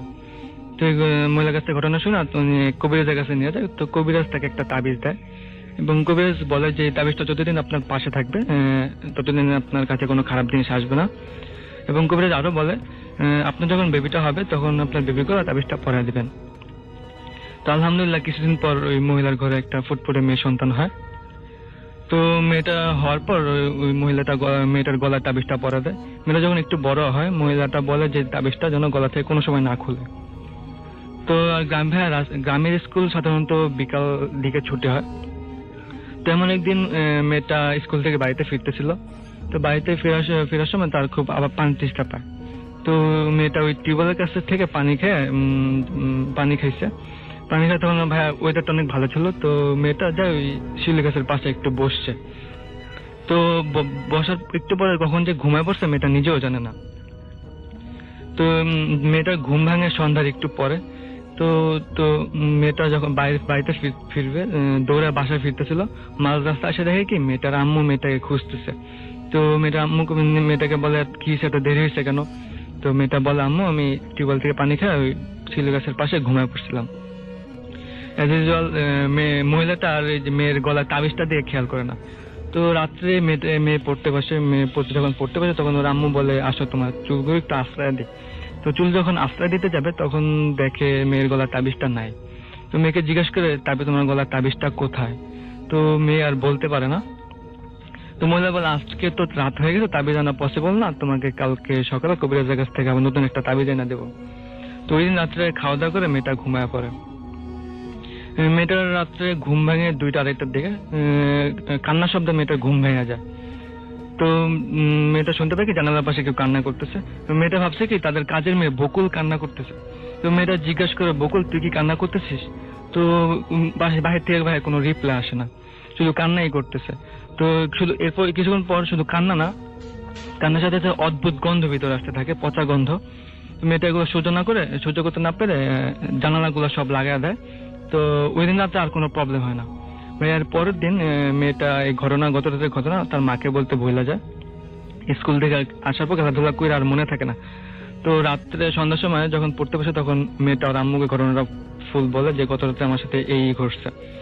তো আম্মু তখন ঘটনাটা শুনে বুঝতে পারে। তারপর আম্মু বলে আজকেও তো রাত হয়ে গেছে, আজকেও তাবিজ আনা যাবে না, আজকে রাতে তুই আমার সাথে ঘুমাইস তাহলে আর ভয় পাবি না, কালকে সকালে তোকে নতুন তাবিজ এনে দেবো। রাতে খাওয়া দাওয়া শেষ করে মেয়েটা ওর আম্মুর সাথে যখন ঘুমাতে যাবে তখন দেখি ওর আব্বু হঠাৎ করে শহর থেকে চলে আসছে। তারপর মেয়ের আর কি করা, তো নিজের রুমে ঘুমাতে হয়। তো আগের রাতের মতন সেম কাহিনী, 2টা কি 2:30টার দিকে মেয়েটার আবার ঘুম ভেঙে যায় কান্নার শব্দে। তো ভাই কান্নার শব্দটা গত রাতের থেকে একটু জোরে ছিল। তো কান্নার শব্দে মেয়েটার ঘুম ভেঙে যায়। তো কান্নার শব্দের সাথে সাথে পচা গন্ধ ভিতরে আসতে থাকে। তো মেয়েটা আগের রাতের মতোই জানালাগুলো সব লাগায় ঘুমায় পড়ে। ঠিক রাত 3টা কি 3:30টার দিকে ঘরটা প্রচুর গরম হয়ে যায়, জানালাগুলো যেহেতু সব লাগানো ছিল। তারপরে গরম হয়ে যায়। তারপর মেয়েটা সহ্য করতে পারে না গরমটা। তো মেয়েটা ভাবে একটু পরে তো ফজর আজান দিয়ে দিবে, জানালাগুলো খুলেই দিই। তো মেয়েটা যখন জানালা খোলার সাথে সাথে অদ্ভুত একটা গন্ধ ভিতরে আসে। আর ভাই সাথে সাথে রুমের দরজাটা অটোমেটিক খুলে যায় ঠাবি করে একটা শব্দ করে। তো এগুলো দেখে তো মেয়েটা চিৎকার করতে পারে না। মেয়েটার শরীরটা অবশ হয়ে যায়, অনেক ঘামতে থাকে। একটু পর দেখে কি জানালা থেকে একটা অদ্ভুত হাত আসছে, হাত এসে ওর পায়ে খামচির মতো করে ধরছে, জানালা দিয়ে বাইরে টেনে নিয়ে যাচ্ছে। তো মেয়েটা এগুলো দেখে নিজেকে আর কন্ট্রোল করতে পারে না, সেন্সলেস হয়ে পড়ে। পরদিন মেয়েটার আম্মু মেয়েটাকে ডাকতে যায়। তো যখন ডাকতে যায় দেখে কি যে বিছানায় ঘুমাইছে ওই বিছানার চাদরটা পুরো রক্তে ভিজে গেছে, মেয়েটার পা সহ। তো মহিলাটা ইমিডিয়েটলি মেয়েটাকে ডাক্তারের কাছে নিয়ে যায়। তো ডাক্তারের কাছে যখন নিয়ে যায় দেখে কি ওই আঙ্গুলের আঁচড়গুলা, নখগুলা পায়ের অনেক দূর পর্যন্ত ঢুকে গেছে। তো ডাক্তার ব্যান্ডেজ করে দেয়। তারপর মহিলাটা বাচ্চাটাকে সরাসরি কবিরাজের কাছে নিয়ে যায়। তো কবিরাজের কাছে যখন নিয়ে যায় কবিরাজ তাকে একটা তাবিজ দেয় এবং বলে যে এই তাবিজটা আগের তাবিজের মতো গুণসম্পন্ন না, খারাপ জিনিস কাছে আসতে পারবে না বা দূর থেকে প্রবলেম করতে পারবে। তারপর এই ঘটনার পর মহিলার হাজবেন্ড তাদেরকে আর গ্রামে রাখে না, তাদেরকে শহরে নিয়ে আসে। অনেক ধন্যবাদ আপনাকে। আমরা চলে যাচ্ছি আবারও। ভাই আপনার নামটা আরেকবার প্লিজ বলবেন, তারপর আমরা আরেকবার বলতে হবে আমরা প্লিজ। ওকে, আমরা চলে যাই আমাদের ঘটনায়। এবং আপনি একটা ঘটনা বলতে চাইছিলেন, তখন আমরা শুনতে পারিনি, এখন শুনি সেই ঘটনাটা। বাসার ঘটনা তো এটা মনে হয়? জি অবশ্যই বাসা। ওকে, বাসা। এটাও ধানমন্ডিতে, কিন্তু বাসাটা হলো আমার আগের বাসা। জি। এটা আমার দাদা বাড়ি, এটা ধানমন্ডিতে এখন নয়রাতে সিচুয়েটেড। তো বাসাটা ইন্ডিপেন্ডেন্ট হাউস, আগের বানানো, 1965 করা বাসাটা। বাসাটা নরমাল এমনি সব ভালো, সব সুন্দর, কিন্তু একটা প্রবলেম সবসময় ছিল যে বাসাটা প্রথম থেকেই হন্টেড। প্রথম থেকেই বাসার মধ্যে আগের বাসাটা হন্টেড ছিল। হ্যাঁ, এটা কিভাবে যে আমাদের পিছিয়ে ছাড়েন আমি জানি না, কেন ছাড়ে না, বাট এনিওয়েজ ওই বাসাটা হলো হন্টেড। ওখানে এরকম ঘটনা ঘটছে যে দেখা যাচ্ছে যে বাসাটা ছিল 2.5 তলা অ্যাকচুয়ালি, 1, 2 আর উপরে একটা হল রুম ছিল। তো দেখা যাচ্ছে রাতে 12টার পরে আপনার হল রুমের লাইট হঠাৎ করে জ্বলে উঠছে। আচ্ছা। এবং হল রুমের যে বাথরুম আছে ওখানে পানির আওয়াজ হচ্ছে। তারপরে গোলাপ ফুলের গন্ধে ভরে গেছে, যদি কেউ উপরে ওই সময় যেয়ে থাকে। এরকম কোন গাছ নিশ্চয়ই ছিল না? না, গোলাপের গাছ ছাদে তো ছিল না, সব ছিল নিচে। তো এরকম ধরনের অনেক ঘটনা। তো প্রায় আমাদের বাসায় একটা কেয়ারটেকার ছিল, উনি তো ওনার যেটা হচ্ছে যে উনি ঘুমাতেন হলেন ড্রয়িং রুমে। তো এরকম একদিন ঘুমাচ্ছেন, তো সকালবেলা সে ফিগার আউট করে যে সে নিচে যেখানে গাড়ি পার্ক করে ওখানে কার পর্চের মধ্যে তাকে রেখে দিচ্ছে। হ্যাঁ, মানে সে ঘুম থেকে উঠে দেখছে। ওই পাশে একটা ঘটনা ঘটছিল, এটা আপনারা প্রবাবলি পুরানো নিউজ পেপার আর্কাইভ খুঁজলেও পেতে পারেন। ওখানে আমাদের একটা দারোয়ানকে মেরে ফেলছিল ওই বাসার মধ্যে। ওই বাসাটা যেটা হয়েছিল যে ওখানে নিচে সার্ভেন্ট কোয়ার্টারের একটা বাথরুম ছিল। তো ওই দারোয়ানটা খুব মানে রকচটা টাইপ ছিল। তো ওকে যখনই অনেকবারই স্বপ্ন দেখাইছে যে তুমি পিছনের সাইডে বসো না, পিছনের সাইডে পিছনের ড্রেনে তুমি পেশাব করো না, তুমি বাথরুম ইউজ করে, এরকম ধরনের নাকি স্বপ্ন দেখাইছে। তো এগুলো বিশ্বাস না করে মানে হি kept on doing the same thing. তো পরে যায় একদিন সকালবেলা আমাদের আরেকজন দারোয়ান, সে যায় ওনাকে নক করতেছে বাথরুমে, কিন্তু বাথরুমের ভিতর থেকে বন্ধ। অনেকক্ষণ হওয়ার পরে তারপরে পিছন সবাইকে ডাকলো যে কি ব্যাপার, উনি বাথরুমের মধ্যে গেছে, এখন পর্যন্ত বেরোচ্ছে না। তারপরে উপরে থেকে সবাই নামার পরে তো পিছনের একটা জানালা ছিল ছোট, ওখান থেকে দেখে যে প্যানের মধ্যে মাথা উল্টা করে এবং পা উপরের দিকে দিয়ে। এটা আপনারা সবাই দেখেছেন? আমি অনেক ছোট ওই সময়, এটা আমার আম্মার কাছে শোনা ঘটনা। তো ওনারা সবাই দেখেছে। তারপরে তখন আমার দাদা ছিলেন আবার সরকারি কর্মকর্তা, উনি বনপ্রধান ছিল ওই সময়। তো এটা একটা মানে অনেক বড় একটা ইস্যু হয়ে গেছিল তখন, যে বাসার মধ্যে একটা এরকম মার্ডারের মতন। তারপরে যখন ছেলে আসলেন, দারোয়ানের ছেলে আসলেন, উনি এসে কোনো ক্লেম করেনি। তো মজা ছিল যখন দারোয়ানের বডিটা রিট্রিভ করে, তখন গালের মধ্যে 5 আঙ্গুলের দাগ। আচ্ছা, যেটা সারপ্রাইজিং, এটা কেমনে আসলো। তো ওই বাসায় এরকম আরো ঘটনা ছিল যে আমাদের একটা কোনার রুম ছিল, আমরা ছোটবেলায় ওটাকে ফুপির রুম বলে জানতাম। আচ্ছা। তো ওই রুমটার মধ্যে কোনো সময় ছাদের একটা কোনা কোনো সময় জোড়া লাগেনি। বাড়িটা হওয়ার পর থেকে কোনো সময় ঢালাইটা হতো না, ঢালাই করতো ফেটে যেত, ঢালাই করতো ফেটে যেত। তারপরে আমার দাদি অনেক মানে দোয়া দুরুদ পরে, মানে ওনারা অনেক রিচুয়াল করে তারপরে ওটাকে ঠিকঠাক করছে। তবে ইট টুক দেম আ লং টাইম। ওই বাসাটার কাছে আমি আব্বার কাছে শুনেছিলাম যে ওই বাসাটা যখন বানাইছে ওখানেও একটা কবরের মতন কি জানি পাওয়া গেছে। তো ওইটা ল্যান্ডই কিনা ছিল অনেক আগের, আমার দাদার আম্মার আমলের ছিল। তো এই একটা ওই বাসার মধ্যে একটা ঘটনা। তার মানে আপনাদের এটা হচ্ছে শুধুমাত্র রিসেন্টলি শুরু হয়েছে এরকম কোনো কিছু না, বহু আগে থেকে আপনারা এই সমস্ত জিনিস ফেস করে আসছেন, এবং এখন মোটামুটি মনে হয় আর ভয় লাগে না, থাকতে থাকতে মোটামুটি ভয়ের সাথে মোটামুটি অভ্যাস হয়ে গেছে। একটা যদি অবাক ঘটনা ঘটে, যদি আপনার 2 মিনিট সময় থাকে। জি প্লিজ। একটা অবাক, আমার একটা কাজিন আছে, নাম হলো তাহিন, ও থাকে খুলনাতে। জি। ছেলেটা নর্মাল নাইস গাই, সবকিছু তার ভালো, পড়ালেখা করতেছে, সব ভালো, কিন্তু ওর ভিতরে কিছু কিছু জিনিস আমরা খুব সারপ্রাইজড হই। যেরকম ধরেন আমাদের যদি কোনো কাছের রিলেটিভ মারা যায়, ওরা কেমনে জানি 2 মাস 1 মাস আগে থেকে বলতে থাকে যে আমাদের মধ্যে কেউ চলে যাবে, মারা যাবে, এই হবে। তো আমার একটা খালু মারা গেছেন, বড় খালু, আমার অ্যাকচুয়ালি কাজিনের হাজবেন্ড, উনি সবচেয়ে বড় সিনিয়র। উনি মারা যাওয়ার 2 মাস আগে কিন্তু আমার এই তাহিন, ওই কাজিন, ও বলা শুরু করছে। তো আমার মানে এরকম ধরনের ওর সাথে অনেক কিছু দেখে, যেরকম রাতের বেলা ও সাপ দেখছে, ফিল করছে ঠান্ডা, পরে এগুলা বিভিন্ন ধরনের এভিডেন্স পেয়েছে। ও স্টোরি অ্যাকচুয়ালি ও আসলে বেটার বলতে পারতো, আমি জাস্ট আপনাকে আমরা আশায় থাকলাম যে কোনো একদিন যদি আসবে ইনশাআল্লাহ। আচ্ছা, ওকে ফাইন। ডিয়ার লিসেনার, আশা করি প্রত্যেকটি ঘটনা আপনাদের মাঝে ভালো লেগেছে। প্রতিনিয়ত এই ধরনের বাছাইকৃত ভয়ানক ঘটনা শুনতে চ্যানেলটি অবশ্যই সাবস্ক্রাইব করে নেবেন। আপনারা চাইলে এই চ্যানেলে ঘুরে আসতে পারেন। এই চ্যানেলে অসংখ্য এপিসোড পাবলিশ করা আছে যা শুধুমাত্র বাছাইকৃত ভয়ানক ঘটনা। ভূতের প্রেমের যত ভয়ানক ঘটনা আছে প্রত্যেকটি ঘটনা আমি নিজেই বাছাই করে প্রতিনিয়ত এই ইউটিউব চ্যানেলে পাবলিশ করে থাকি। তাই বলবো, যারা এখনো এই চ্যানেলটি সাবস্ক্রাইব করেননি তারা অবশ্যই চ্যানেলটি সাবস্ক্রাইব করে নেবেন। তো আজকের জন্য এখানেই বিদায় নেব। সকলেই ভালো থাকবেন, সুস্থ থাকবেন। আল্লাহ হাফেজ।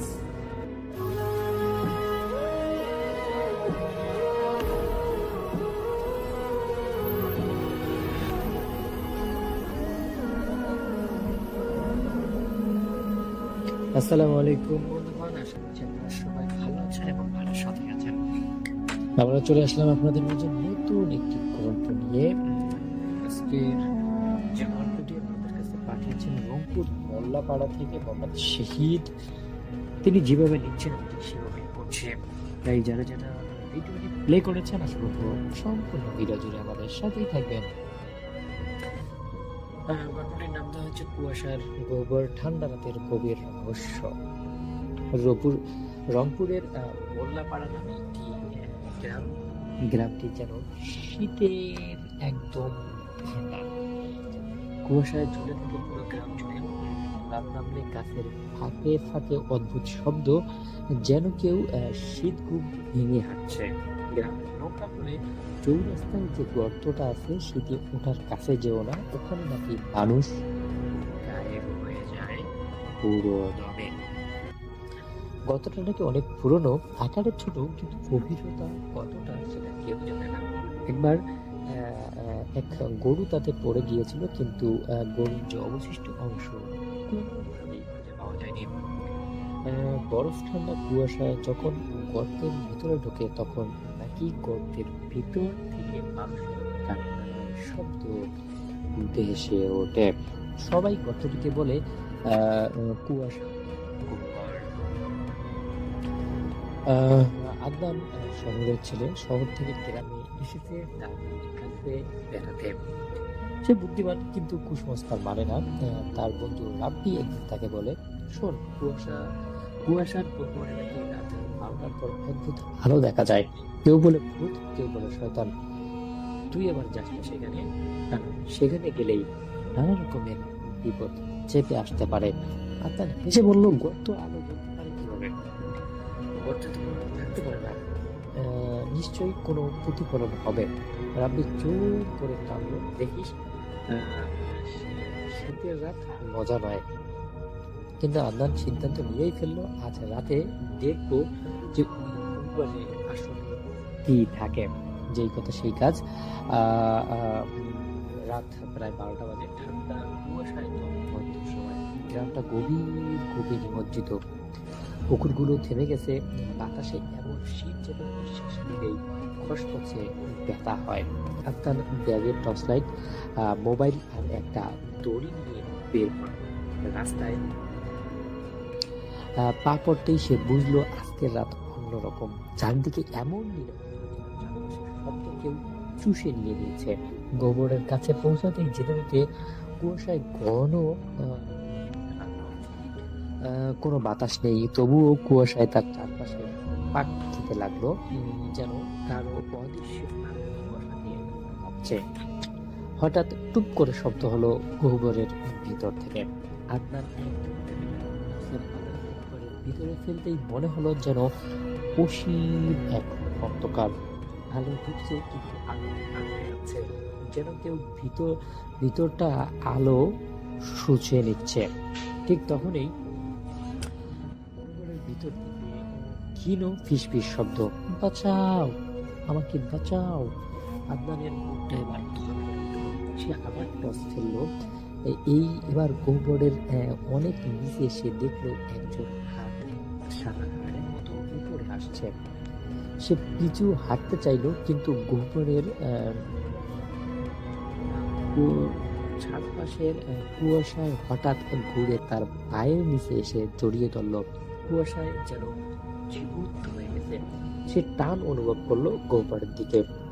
কান্নার শব্দ এবং সত্যিকারের। হঠাৎ গহ্বরের ভিতর থেকে একটি শিশুর কান্নার মতো শব্দ ভেসে আসতে লাগলো এবং উপরে তোলো, আমাকে উপরে তোলো, আমার খুব ঠান্ডা লাগছে। এবার অনেকটা পেয়ে গেল এবং জোরে চিৎকার করতে লাগলো, এখানে কি আছো, ভিতরে কি আছো, কিন্তু অনেক রকমের কথা বললো কিন্তু কোনো উত্তর এলো না। আমি মানে আমার এরকম কথা আসছে যে আমি ঠান্ডায় বলছি বের করো এখান থেকে, কিন্তু সমস্যা হলো কণ্ঠটা মানবীয় নয়, একই কণ্ঠস্বর, কখনো বাচ্চার গলা, সব একসাথে মিশে যাচ্ছে। আদনান বুঝলো এটা মানুষ নয়, এটা উপরের ভিতরে কিছু একটা আমাকে ভয় দেখানোর চেষ্টা করছে। যা কেউ কাছে আসে তার কণ্ঠস্বর নকল করে, তার নসটা হঠাৎ নিচ থেকে বন্ধ হয়ে গেল, অন্ধকার নামলো সম্পূর্ণ কালো। এই অন্ধকারে সে শুনতে পেল চারপাশে কাছে ফিসফিসানি শব্দ, নাম, নিচে নাম, নিচে নেমে আয়। টান পাঠতে লাগলো। আদনান পড়ে যাওয়ার আগে ব্যাগের দড়িটা গাছের সাথে বাঁধতে পারলো, তবু সে বুঝতে পারলো কুয়াটা তাকে নিচের দিকে টেনে নিয়ে যাচ্ছে। অন্ধকারের ভিতর থেকে হঠাৎ দুটো চোখ দেখা গেল, মানুষের চোখ নয়, অন্ধকারের ভিতর থেকে জলা দুটো ঠান্ডা নীল চোখ, চোখটা ধীরে ধীরে উপরে উঠছে আর উঠতে উঠতে বলে, অনেকদিন পর কাউকে পেলাম, এবার আমার জায়গা, তুই নিচে আসবি। আদনান মরি হয়ে উপরে ওঠার চেষ্টা করলো, কিন্তু সে উপরে যেতে পারছে না, তার হাত জমে যাচ্ছে। সে তখন দেখলো গহ্বরের ভিতরে অনেকগুলো হাত, মানুষের চিকন মতো হাত তাকে ধরতে উপরে উঠছে। এগুলো হাত নয়, গহ্বরের মৃত আত্মা। ঠিক সে মুহূর্তে গহ্বর ধারে পড়ে যাচ্ছিল, বয়স্ক লোকজন তার চিৎকার শুনে ছুটে এলো, তারা তাকে দড়ি ধরে টেনে তুললো। আদনান সচেতন ছিল, কিন্তু তার হাত লম্বা দাগে ধরা, মনে হলো কেউ তার বরফ কণ্ঠ নখ দিয়ে আঁচড় দিয়েছে। ঘটনার পর আদনান আর কথা বলে না, সে শুধু একটা কথাই বলে, ওরা আমাকে নামতে পারছে না, আমার মতো কাউকে ওরা খুঁজে বের করতে চেয়েছিল। গ্রামের লোকেরা ভয় পেয়ে পুকুরের পাথর দিয়ে এবং ওই পুকুরটাকে তুলে ধরে বদ্ধ করে দিল। তো দর্শক, আমাদের গল্পটি ছিল এতটুকুই। আশা করছি গল্পটি ভালো লেগে থাকে, তাহলে অবশ্যই গল্পটিতে লাইক করবেন এবং শেয়ার করে গল্পটি আপনাদের পৌঁছে দেবেন। সুস্থ থাকবেন।